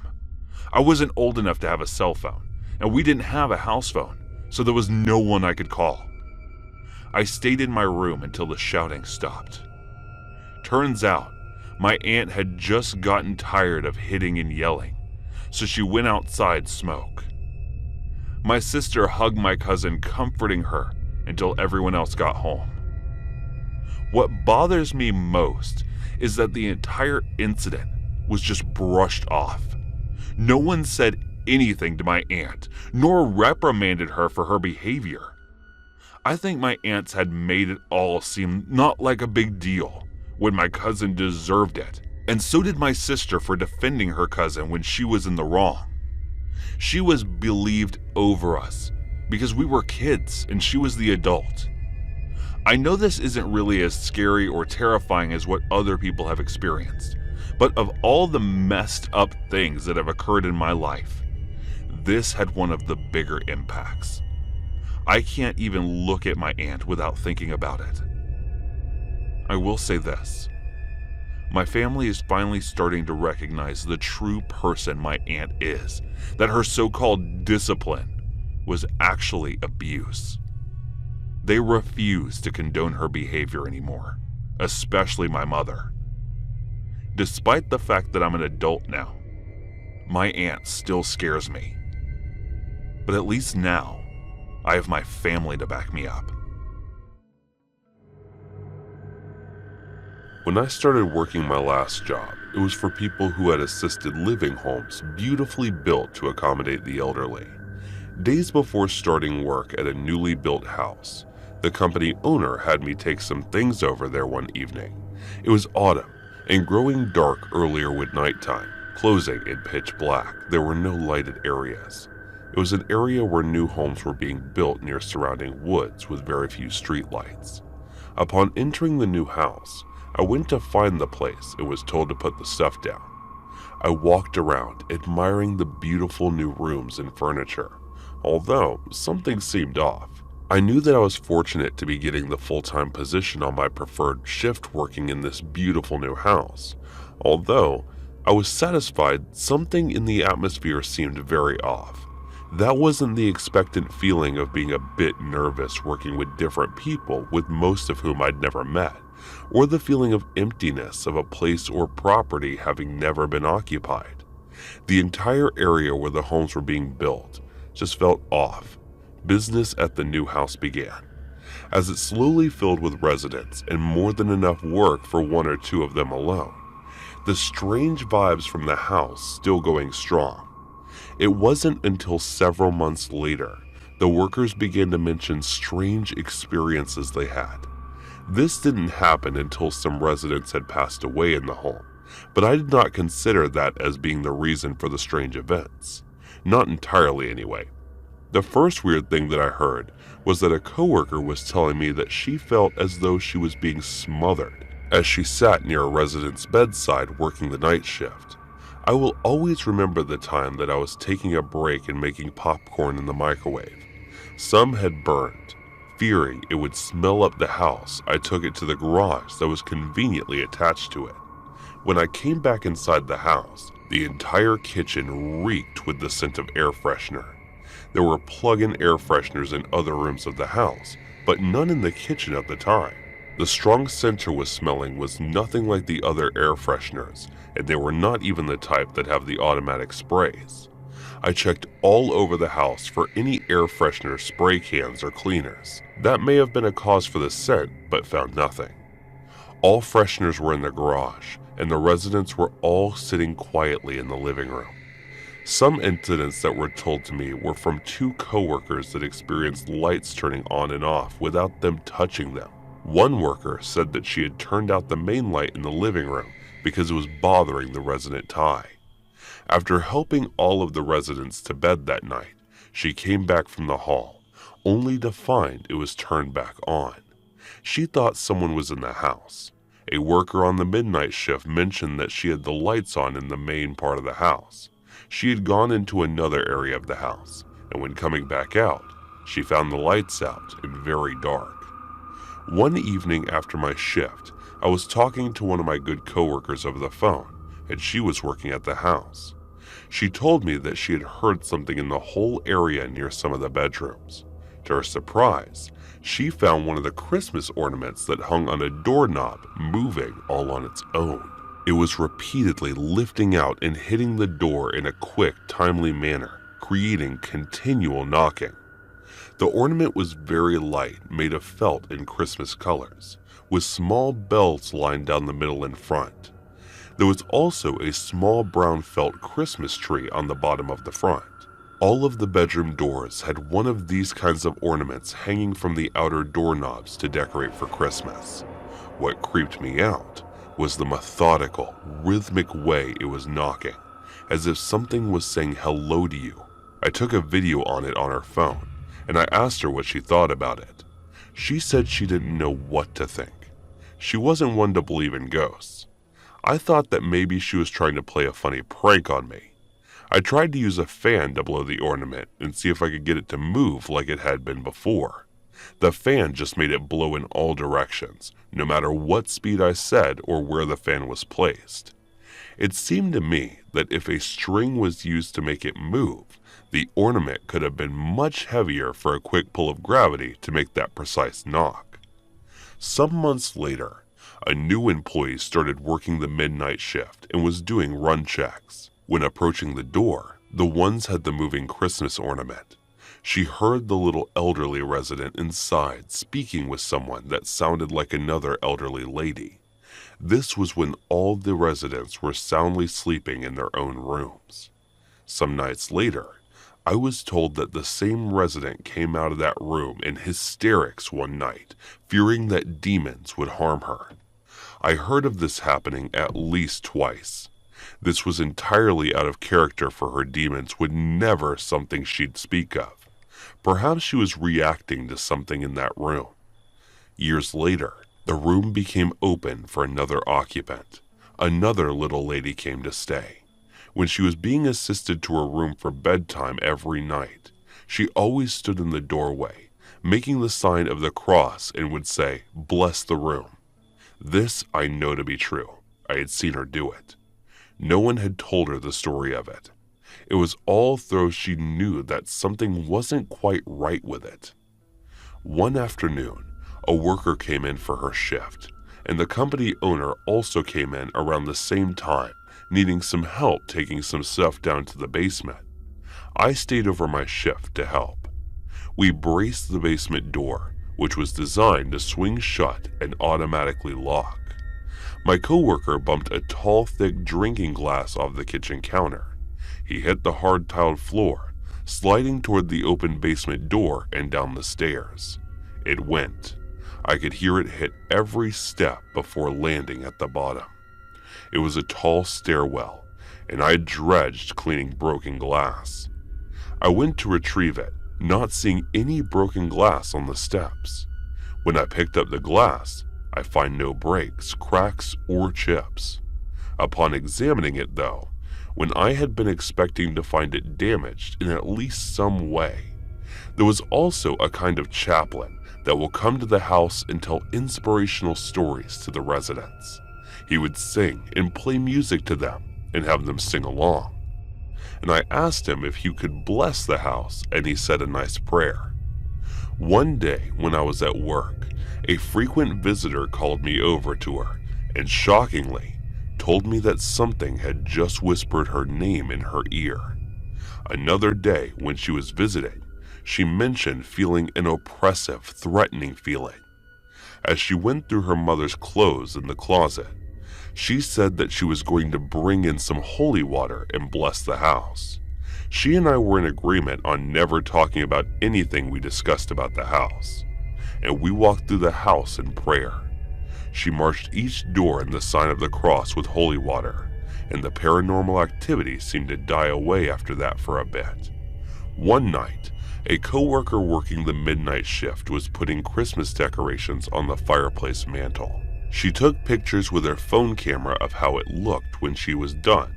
A picture I had her center my phone shows eerie bluish rays near the fireplace mantle by the ornaments and by the Christmas tree. She told me she had done a video in the room, and it showed some really crazy stuff, but she deleted it. It was fun to kid coworkers and put out Christmas ornaments like that one moving on its own, so I don't know what it was with the Christmas decorations, but something seems strangely attached to them. The house owner apparently bought many of them at different yard sales. I had also worked with two good coworkers, each in different years, who noticed a strange feeling from the house and surrounding area. The final creepy experience that I recall happening one afternoon when I stayed after my shift, and I was talking with a coworker and a visitor in the kitchen. We were talking about some of the weird things about the house, and she was sharing some of her own paranormal experiences that had happened in her own life. Right in the middle of conversation, 3 loud, distinct knocks could be heard coming from a nearby bedroom. It was in plain view. We all heard it. None of us record seeing anyone go in there, and residents would have needed assistance walking away.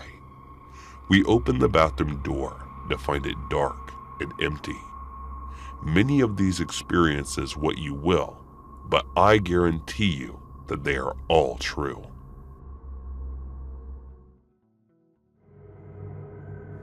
Alexander Bean was born in the Scottish country of East Lothian. Sometime during the 16th century, his father was employed as a laborer, with duties mostly consisting of ditch digging and hedge trimming. Alexander tried to follow in his father's footsteps and take up the family trade, but realized rather quickly that the hard work and measly pay did not suit him. He is also said to have attempted to train as a tanner and become proficient in the process of treating the skins and hides of animals to produce leather. The modernity and paltry wages caused him to become fed up with the profession, but it seems he learned skills that he carried with him into later life. Skills that would not only just provide a means of living, but a great deal of infamy too. Alexander was not like other people. He was rough, ill-tempered, and violent, and he felt he simply did not belong around regular folk. So when he met a girl of similar inclinations named Agnes Douglas, nicknamed Black Agnes, due to word shock of black hair, as well as her distinctly dark personality, he knew he'd found his soulmate. Alexander's mother and father strongly objected to their union, having heard rumors that Black Agnes practiced witchcraft. So they told their son that he would be forbidden from living in the family home with his new belle should they choose to wed. The couple then chose to elope, leaving East Lothian and traveling across the Scottish lowlands, moving from place to place and surviving on what little work each of them could find. But the couple grew contemptuous of their employers, as well as the work they were doing, and one night they hatched a plan to earn some easy money. They would lay in wait at a crossroads near to a tavern, ambushing, murdering, and robbing weary travelers as they trudged towards what they assumed to be a safe haven for the night. The couple's dark deeds then took an even darker turn, when at one point, during a robbery and murder in Ayrshire, they decided on an easy way to cut their cost.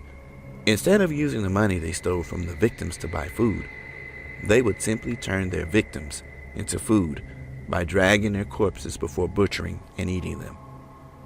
Alexander was used to dealing with corpses of animals, and found the human corpse were all too similar to the ones he'd worked with during his tanner training. After one such incident, Agnes and Alexander dragged off the body of their victims to a coastal clave in a benign head between Gerve and Ballantrae. It was there they made a fire in which they roasted the poor soul's limbs, feasting on the flesh once it was properly cooked. The cave was almost 200 meters deep, and the couple discovered that during high tides, the entrance was almost completely blocked off to outsiders. They had managed to find themselves the perfect home, a subterranean lair from which they could launch raids into the nearby countryside, and one they could retreat to after the grisly crimes to avoid being apprehended by the law. The couple lived in the cave completely undiscovered for more than 25 years. Agnes and Alexander raised a family there, producing 8 sons and 6 daughters, who in turn birthed 18 grandsons and 14 granddaughters, all of which were products of inter-family breeding.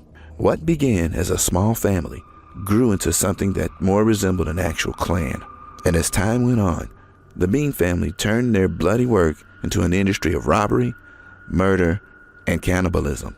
They began to strip on remaining scraps of meat and organs from the victims, pickling the leftovers in barrels so they could more easily survive during the harsh Scottish winters. They also employ the rather shrewd strategy of tossing the skeletal remains of their quarry into the sea. The bones then would be washed up on beaches far from the coastal cave they called home, leading terrified villagers to believe that it was, in fact, animals that were attacking and eating travelers at completely different locations, effectively throwing them off the beaten family scent altogether. Naturally, the frequent disappearances did not go unnoticed by the local villagers, but the Bean family remained hidden in their cave during the day and only ever ventured out under the cover of darkness to claim their victims. The methods are so furtive that the villagers were completely unaware that there was a group of murderous cannibals living right under their noses. As the years went by, more and more villagers seemingly vanished from the face of the earth, and the more they did, the more the local population seemed to take note. Eventually, several organized searches were undertaken in an attempt to find those responsible for the vanishings. During one such search, it is said that a group of men noticed the coastal cave that the Bean family had called home, but were unable to believe that anything human could survive in it, and thus failed to properly explore it. But if they had, they would have discovered horrors beyond their imagining. Unable to locate the culprits, the local townsfolk became incredibly frustrated and volatile in their quest for justice. They actually ended up lynching several innocent people, brutally executing them in spite of their pleas for mercy and totally ignoring their insistence that they were guiltless. They often suspected local innkeepers, since they almost always happened to be the last people to see the victims alive. Several were dragged from their homes in the middle of the night and hung from branches of large trees nearby. Still, the disappearances had continued. And then one night, as a married couple was returning from a local county fair on horseback, the Bean family spied their approach. They ambushed the couple, dragging the wife from her mount and savaged her as she lay in the road. Then they tried to do the same to her husband, but found he was not so easy to be overpowered. Little did they know that he was a former militiaman who was skilled in combat and carried a sword and pistol whenever he went out riding.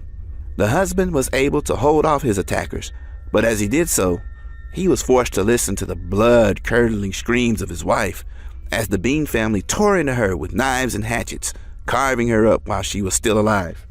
Eventually, after the husband had dispatched a fair few of the Bean family himself, a group of travelers who were also returning from the very same county fair appeared on the same trail and were horrified to have stumbled on the grisly scene that lay before them.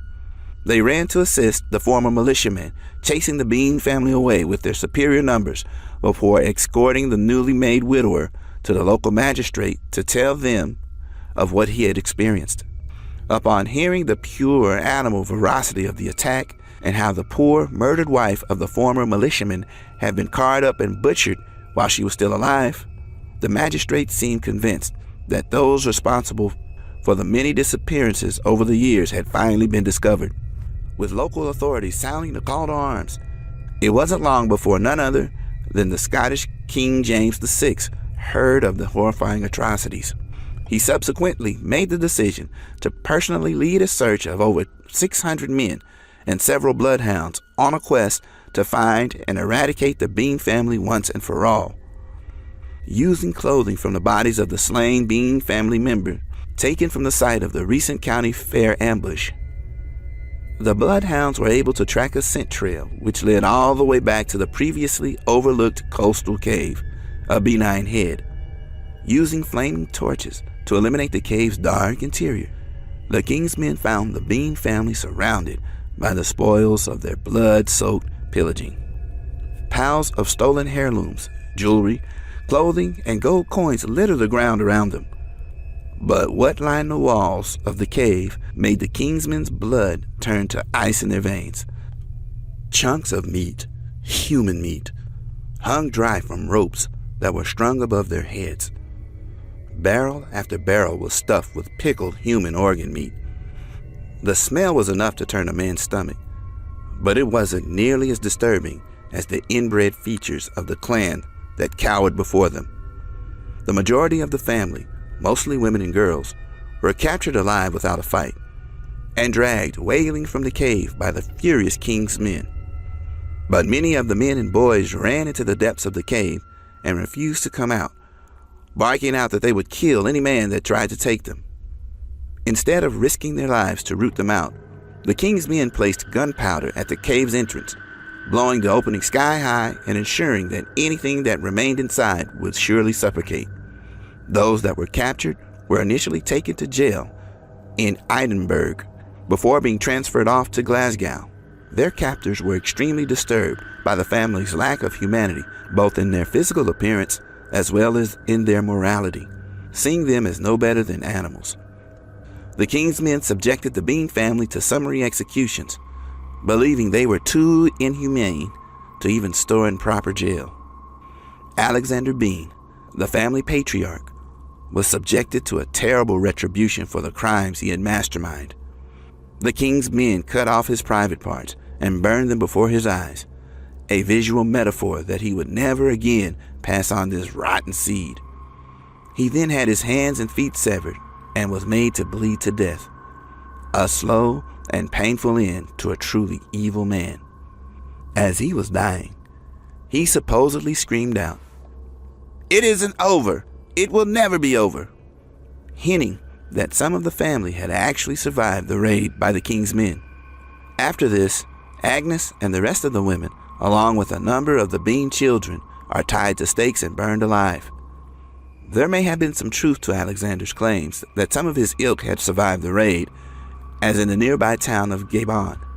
There are those that speak of a woman who appeared amongst the populace not long after the raid of the Beans' coastal cave home.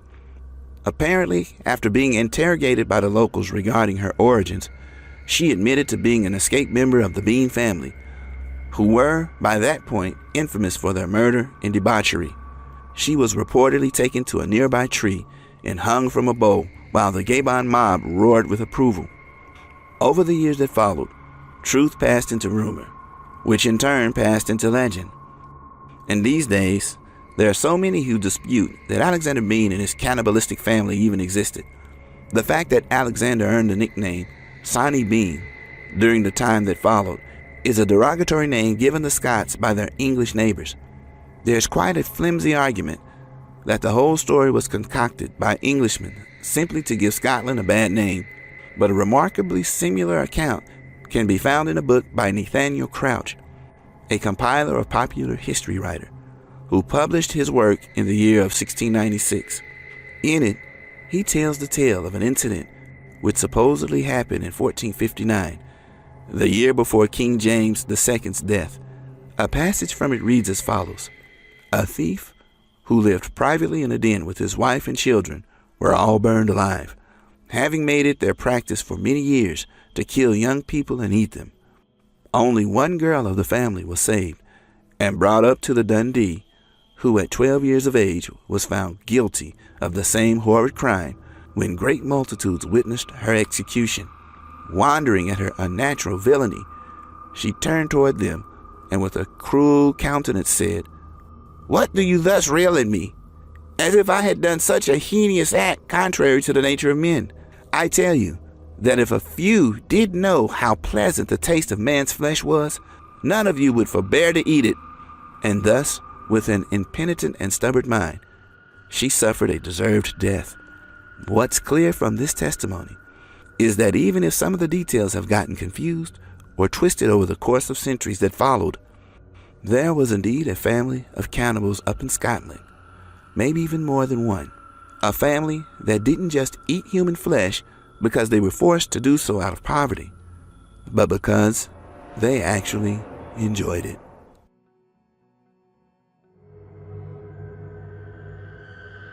I was hired to do a catalog shoot for a national company. The shoot was scheduled for August of 2014 in rural Montana. On the time Ken and I flew in, was driven to a quaint lodge in the mountains in which the shoot was based out of.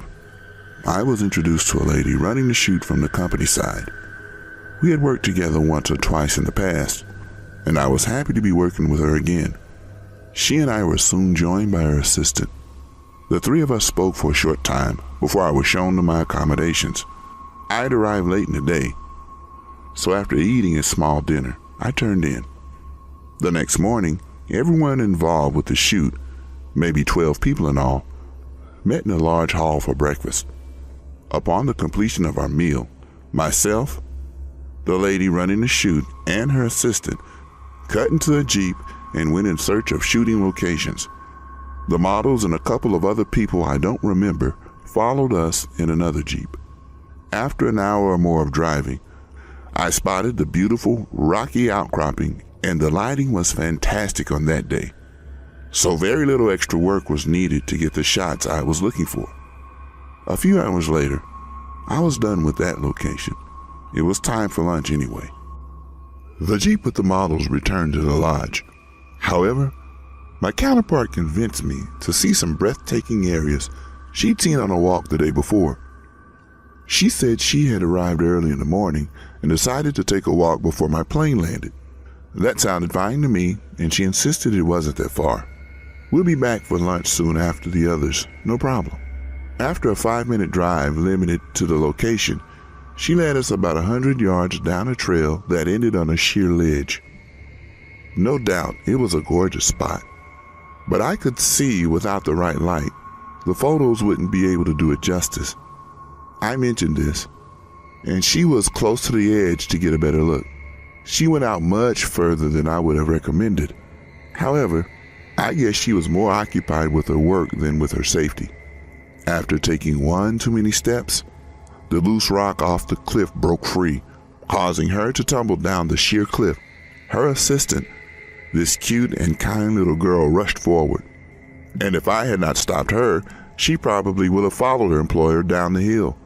Instead, I had her get a strong hold on me, and I slowly and carefully scooted toward the remaining ledge.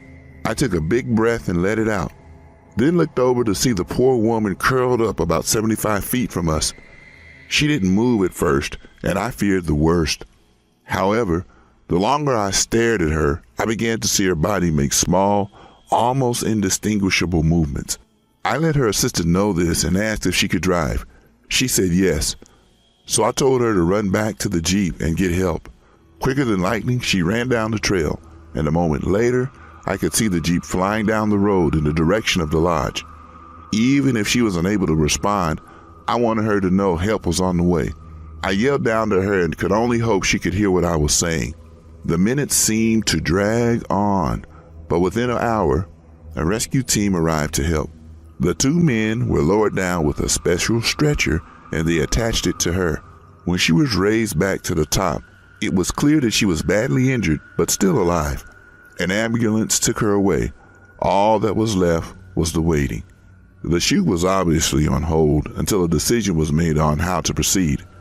It was ultimately decided to cancel, at least for the foreseeable future. And that was the end of my part in this awful mess. I received no news for a few months, but then I got a call from her. The last 9 weeks had been a near nightmare for herself and her family. The initial swelling on her brain was so bad she was put into a coma. This would eventually pass, but the long hours of being stuck in bed almost drove her crazy. List of broken bones in her body went well into the double digits. Even at the time we were speaking, she was still working on crutches. Over the years since the accident, she and I have kept in contact. At the time of me writing this, she had 5 surgeries on various bones and parts of her body, and will no doubt have several more before she dies. Despite the awful violence of the fall and the long, agonizing convalescence she suffered through, she still has an ostrich sense of humor. On her last call just a week ago, she said if she could do it all over again, she might pick a shorter distance to fall from. A true heroine, if I ever seen one. Juzo Itami was a Japanese film director born in the city of Kyoto on May 15, 1933. From an early age, Juzo's profound intelligence and natural talent was obvious to the adults around him, and towards the end of World War II, educational authorities local to Kyoto selected him as a designated prodigy.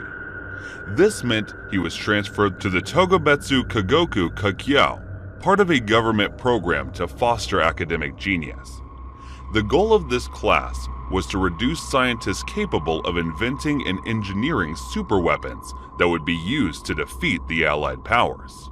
Essentially, the Japanese government wished to create a class of evil geniuses, and Juzo was one of them. But thankfully, the atomic bombings of Hiroshima and Nagasaki brought the world to an end, and the special scientific education classes were eventually dissolved in March of 1947. Yet, as he grew older, Juzo have found himself growing less and less interested in science and increasingly drawn to the medium of cinema. He started his career as an actor in the 1960s, Ginzan no Dora Neko, but quickly found himself much more comfortable behind the camera. Going on to direct the 1984 hit comedy The Funeral, his movies became something of a phenomenon in the late 20th century Japan, and were lauded as being funny and insightful. While remaining delightfully subtle, they often told stories that were central to the Japanese character, culture, and way of thinking, such as 1985's Tampopo, which tells the tale of a woman who set out to make the perfect noodle. But after establishing himself as Japan's premier comedic film producer, Juzo turned his attention to more serious subject matter. In 1992, Juzo held a mirror up to Japanese society when he made the film Minbar, a satire which poked fun at the traditional Japanese crime families known collectively as the Yakuza. The name Yakuza comes from a traditional Japanese card game known as Old Oishikubo. Is a game where the aim is to draw 3 cards which add to a total score of 9. The rules of the game are fairly complex, but the worst possible 3 cards to draw are 8, 9, and 3, pronounced Yaku-za in Japanese. The implication being that if you're in a situation where you're dealing with the Yakuza, you're in the worst situation possible. In the film, Mendo Jusa wrote that Yakuza as being big dumb bullies with a ridiculous dress sense and a perverse set of morals. A set of morals which they believe made them as appearing as chivalrous samurai, but actually made them look archaic and foolish. The film culminates in the Yakuza family and Question being completely outwitted by a timid but intelligent female attorney, played by Jesus' wife, Nobuko Miyamoto. The film meant a national laughingstock of the much-feared Yakuza and sparked off something of the judicial revolution in which the police stepped up their persecutions of Yakuza members, while media outlets began to refer to them as a Boryokodon, a disrespectful term meaning violent gangs. Naturally, Yakuza clans all over Japan were thoroughly outraged by the humiliating depiction of them, and some even sought direct revenge against Jews. Then, on May 22, 1992, less than a week after the film's initial release in theaters, Juzo was accosted by several members of the Gotogumi, a Shizuoka-based Yakuza clan, who demanded he apologize for the offense that it caused.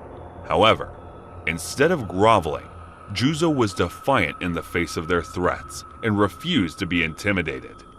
The Yakuza then attacked, beating him senseless before slashing his face and shoulder with a traditional Japanese sword known as the wakizashi, one that is similar in design, but not nearly as big as a katana. Used for close-quarter fighting to behead a defeated opponent, and sometimes to commit seppuku, a form of ritually ending their own life.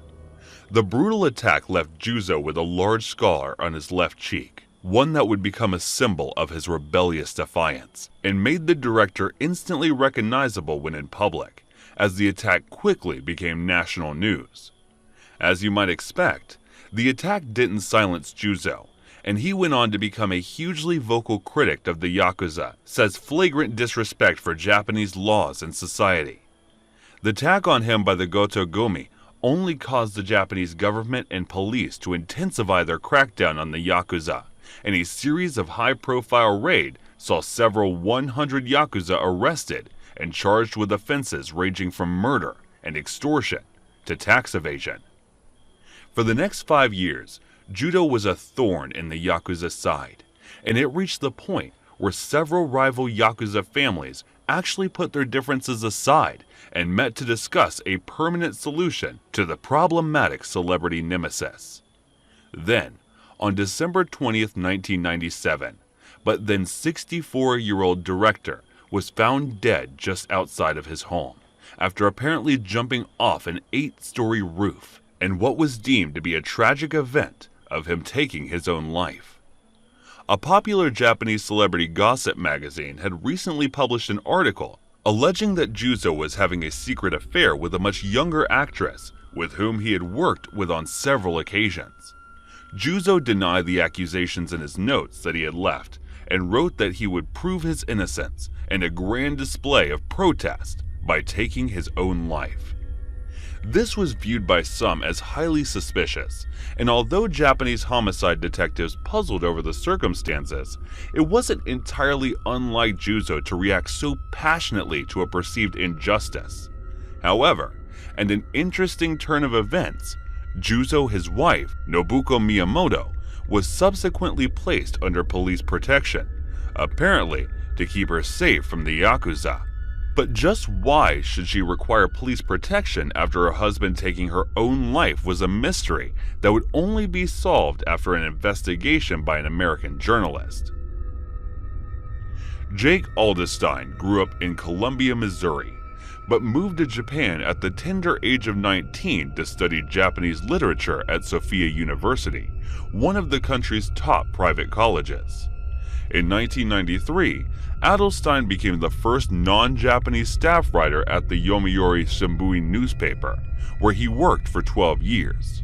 After leaving the Yomiuri, that Ustein published a series of articles on how you can use a bus to Damask Goto, made a deal with the FBI to inform on Yakuza incursions into the US, in exchange for a liver transplant at the University of California, Los Angeles. In 2019, Adelstein published a memoir about his career as a reporter in Japan, Tokyo, Vice, in which he accosts Goto of threatening to kill him over the story. It was a shocking exposure of just how deep the Yakuza influence still ran in Japanese society, and one part of the memoir proved to be a terrifying insight on just how much they hated director Juzo Itami. An anonymous source told Adelstein that Dadi Masagoto, the same Yakuza boss who had ordered that scarring attack on Juzo in 1992, had visited him on the day of him apparently taking his life and ordered him to the roof of the building at gunpoint. He then gave Juzo a choice: jump from the 8-story building and give himself a slim chance of survival, or receive a bullet to the brain, which he most definitely would not recover from. According to the source, Juzo chose the former and leapt from the roof, unfortunately dying as a result of his injuries. In the aftermath, the Goto-gumi clan faked the note from Juzo, then leaked a false rumor to Japanese tabloids detailing the alleged affair that was referenced in the bogus note. It was the perfect murder, as there appeared to be no foul play whatsoever, and no proof that Juzo had been forced from the rooftop as opposed to jumping voluntarily as a result, and no one has ever been charged with his murder. And the Goto-gumi clan has apparently gotten away with the murder of one of their greatest nemesis, not by being brutal enough to actually murder him, but by being devious enough to make him and his own life.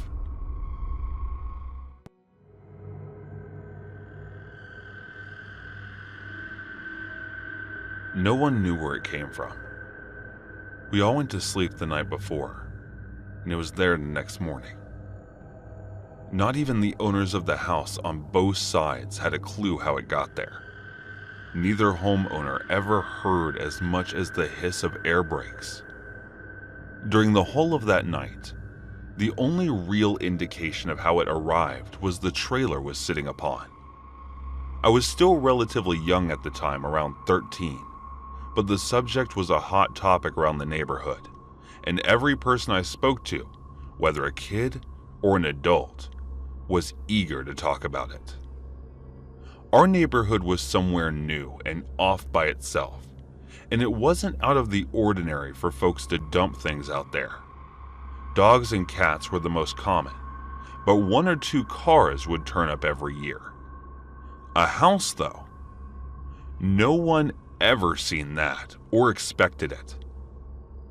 The days passed, but no information could be gotten from anywhere. Soon, it began to take on a spooky and haunted reputation. Along with its phantom like a rival in the dark of the night, it did look a little familiar to that house from Psycho. The stories first reached me while I was talking to a friend's younger brother. Among the grade school kids, the house was becoming a very real symbol of fear, although it was just an old empty house to me. This fear didn't prevent some of the more adventurous of them just entering and exploring it. I witnessed a particularly funny episode just by chance. While loafing aimlessly around the streets, I was passing by in time to see a preteen boy running from the house in terror, claiming that something had grabbed him. Whether his imagination had gotten the best of him, or an older kid was having a bit of fun, the horror put upon this abandoned house had fully taken root in the neighborhood. While this was going on, a real boogeyman had been forgotten about.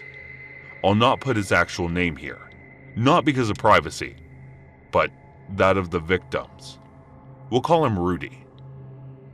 Rudy had grown up in the neighborhood, and until he was arrested, was well liked by a lot of the parents, had voiced their fears early on because of his habit of hanging around younger boys. When he was released from jail, he was allowed to move in with his folks. Anyone who wasn't aware of his proclivities beforehand knew now every parent in the neighborhood watched him closely.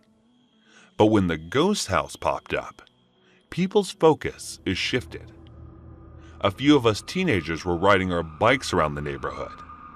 The father of a boy we'll call Bill was looking for a son. I overheard him speaking to a young kid close by, asking if he had seen him. Nonchalantly, the boy said that he had seen Bill going into that ghost house with Rudy just a few minutes prior. And this got my full attention. The shock of the father's face is still crystal clear in my mind. I turned around and watched the father run full speed into the house. Most of us there stood transfixed as we saw Bill's dad disappear inside. Things were quiet for about the first 30 seconds. Then, all of a sudden, a loud ruckus broke out, followed by Rudy flying out of the doorway and onto the ground below. Billy's dad was close behind. He leapt onto Rudy, throwing fists as he landed. Bill came out a few seconds later crying for his dad to stop. His dad ignored him, standing up and kicking Rudy to the ground over and over. Rudy eventually got to his feet and ran for home. Billy and his dad were right behind him. I continued to watch until they disappeared from my sight. Billy and Rudy would both claim later on that nothing had happened between them. Either way, Billy's dad had the support of most of the community, and Rudy declined to press charges on him. Rudy would eventually move away and out of the minds of most of us, until he was arrested 3 years later for abducting and killing 2 boys near his new home. Only then did we realize how lucky Bill had been. That night, as I'd fallen asleep, I remember wondering what was going to happen to Rudy and Bill's dad. When I woke up, things were normal for a summer morning. Around 9, I was making a bowl of cereal when I got a phone call. It was a friend of mine, and he was short of breath and excited. The ghost house. It's gone, man. I hung up and hopped on my bike. When I arrived at the end of the streets, I looked down and saw the empty lot as it used to be. I rode down to it, and a small group were gathering talking to the neighbors. It was much the same as the morning when it appeared. They hadn't heard or seen anything strange. It seemed to leave just as silently as it had arrived. To this day, I haven't met a soul who knows anything about that house. Sometimes I think I dreamt the whole thing up. But then I speak to an old friend from the neighborhood, and my memories are confirmed. Of course, I don't believe it was haunted or anything like that, but I know for sure that something was wrong about it. And I pray that I never see it again.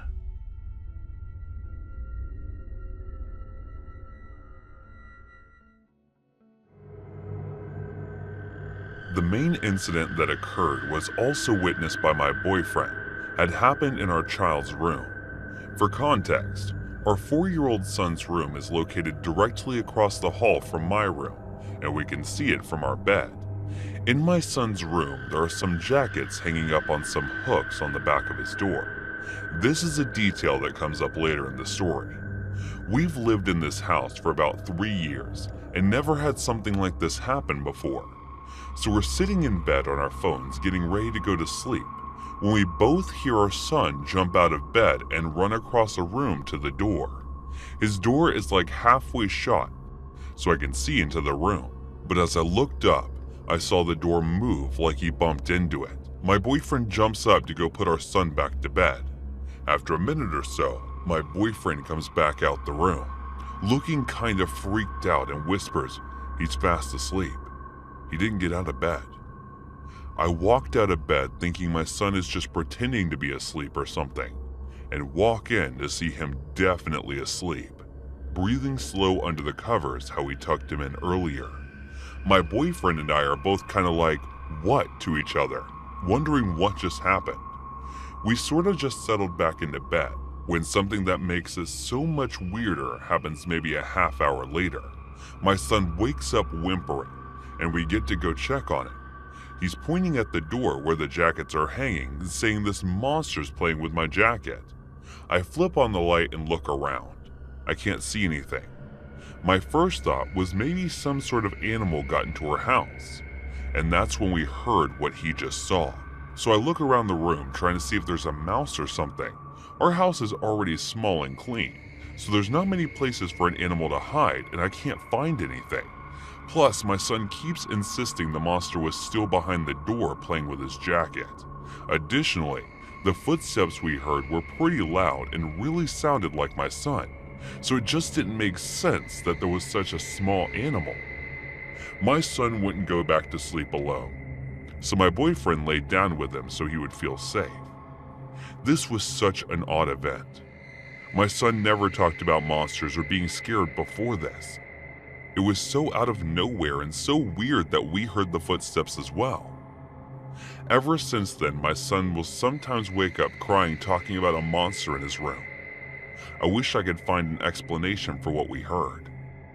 If we hadn't heard the footsteps, I would have probably dismissed my son's monster claims and not think much about them. Any ideas of what we could do or any rational explanation? This happened when I was a bartender about 4 years ago, but I think about it often, and it has changed the way I operate throughout life. I now refuse to go to any store alone after midnight. I was 25 and an attractive slender blonde at the time. On a busy Friday night, I was bartending with the bar manager, and he had noticed that we were very low on some bar necessities after the dinner rush. Lemons, limes, bitters, that kind of thing. So I was sent out to a 24-hour grocery store down the road to pick up the odds and ends that we would require to get us through the weekend. I picked up everything that was asked of me without trouble at the store, until I got to the liquor aisle. There were two country-looking guys that were probably around my age in the aisle, and they were staring at me and whispering to each other in a way that made me uncomfortable, so I assumed they were making comments about me, all pretty innocent so far.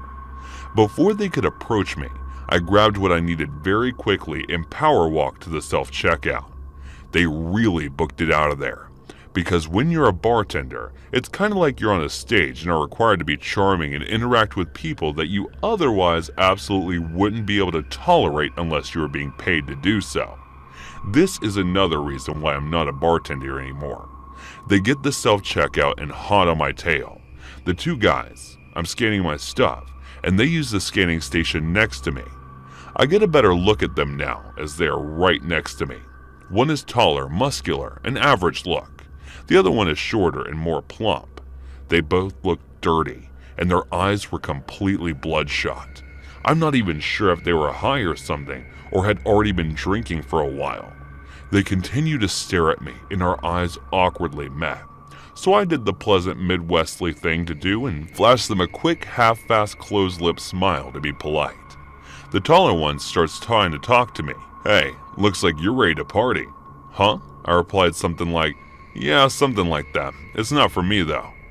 They walk close to me and ignore their responsibility to scan their items. "Oh, must be for your boyfriend." Ha! I flash the awkward, tight-lipped smile again and roll my eyes slightly. Like this is your hint that I'm not interested, fellas. The taller one continues to try to talk to me. "You should come hang out with us tonight. We could show you a real good time if you know what I mean." "No thanks, I'm good. Already have plans." But the taller one starts to get upset that his moves aren't working like he'd hoped, and starts using a more threatening tone and moves very close to me, literally 2 inches away. But I ignore him, staying focused on the scanner. I don't think he had showered in a few days by the smell of him. He gets a little louder and says, "I see how it is. You probably only screw doctors and rich men like that. You think you're too good for us. We can show you that you want. We can teach you a lesson." Now I'm not sure what context he meant this in, but it definitely wasn't good. Still looking at him, I turn away. So my body is blocking his view of my purse, which I set on the scanner to grab my 4-inch pocket knife out and slide it up my jacket sleeve in case I need to protect myself, acting like I'm searching for my wallet. I do this, however, in view of the self-scan worker station at the podium, and look at her eyes with wide eyes trying to communicate that I do not feel safe and that I might need help. I turn back to the machine and slide my credit card to pay, while the creepy and hostile guys are practically standing on top of me. The machine malfunctions and starts beeping. The lady worker comes over immediately, and the guys standing next to me change their expression from "I'm planning to torture you for a few days and toss your body to a creek" to just your friendly, good old country boys making polite conversation of their hair. They actually tried to act like I knew them and were friends, so the worker wouldn't be alerted to their ill intentions. They tried joking with the worker, saying I was stealing something and that's why the machine went off. The worker was definitely not buying it. She was a 6-foot-tall woman with some muscle on her. I wouldn't mess with her on my best day. She pressed a few buttons on the screen, shooting. The guy's a very unimpressed look when they were trying to act charming and cancels the order completely. She turns to me and says, "I'm sorry for the inconvenience, ma'am. The machine seems to not be working correctly. Will you gather your things and I'll ring you up at an actual register?" She puts her hand on my back and gives me a wide-eyed look like I gave her a minute earlier, letting me know that she sees I'm in danger. I pick up my things and follow her to the register that's near the security office. The guys linger around the self-scan, still glaring at me, and eventually complete their purchases, but standing at the exit assuming they're waiting for me. I felt like I would be walking to my death. If I made it to the exit in that moment, the workers kept a close eye on the guys and scans my items. As she's scanning, she tells me there really wasn't anything wrong with the machine I was using. It just misread my credit card, and she said I had a bad feeling about those guys from the moment they walked in, And when I saw them getting aggressive toward you, I already ranked security to be ready to walk you to the parking lot and make sure you left safely when you're ready to leave. When I saw you take that knife out and put it in your sleeve, getting ready to protect yourself. Good girl. As much as I'd like to see you show them they picked the wrong girl to mess with, I'm glad I was able to pull you aside and make sure you were safe. I see them waiting by the door for you. I'll just keep pressing buttons on the screen and act like I'm having trouble with your order until they give up and go outside. Our security officer and I are both going to escort you to your vehicle when you leave. I thought to myself, this woman seriously deserves a raise. I thanked her over and over again and told her what they said to me, and I was getting afraid because I don't know what these guys are capable of. As I'm talking to her, my bar manager calls me to see what's taking so long. I explain what's happening, and he was obviously very concerned and ready to come up there himself and kick some ass. A sweet sentiment indeed. By the time I hung up, the guys had given up and walked out to the parking lot. The worker said to give it another few minutes because she had a feeling they may still be in there waiting for me to walk out and see which vehicle was mine so they could follow me. My instant thought was no way they have to be gone by now. But I was wrong. The worker and security guard escorted me out, and it was after midnight, so you can imagine how empty the lot was. Toward the back of the lot, there sat an old big pickup truck running with the lights on pointing towards the store.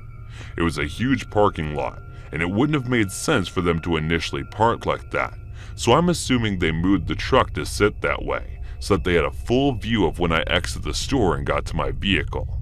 It was like being stalked by hungry lions.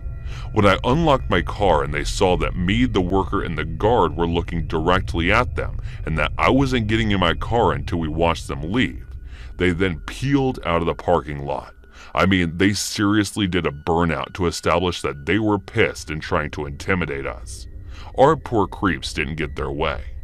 I thanked the worker and the guard over and over again, as I'm certain that they had just saved my life, or at least saved me from having to live with whatever those guys were planning to do with me. I did write a long letter to the store manager and their corporate location, describing how their employees protected me and how grateful I was. I really hope that earned her a promotion bonus raise or something. She didn't know me at all and was ready to protect me, which really isn't her job, but she did it anyway. Needless to say, I do not go late night shopping by myself anymore, and never will again.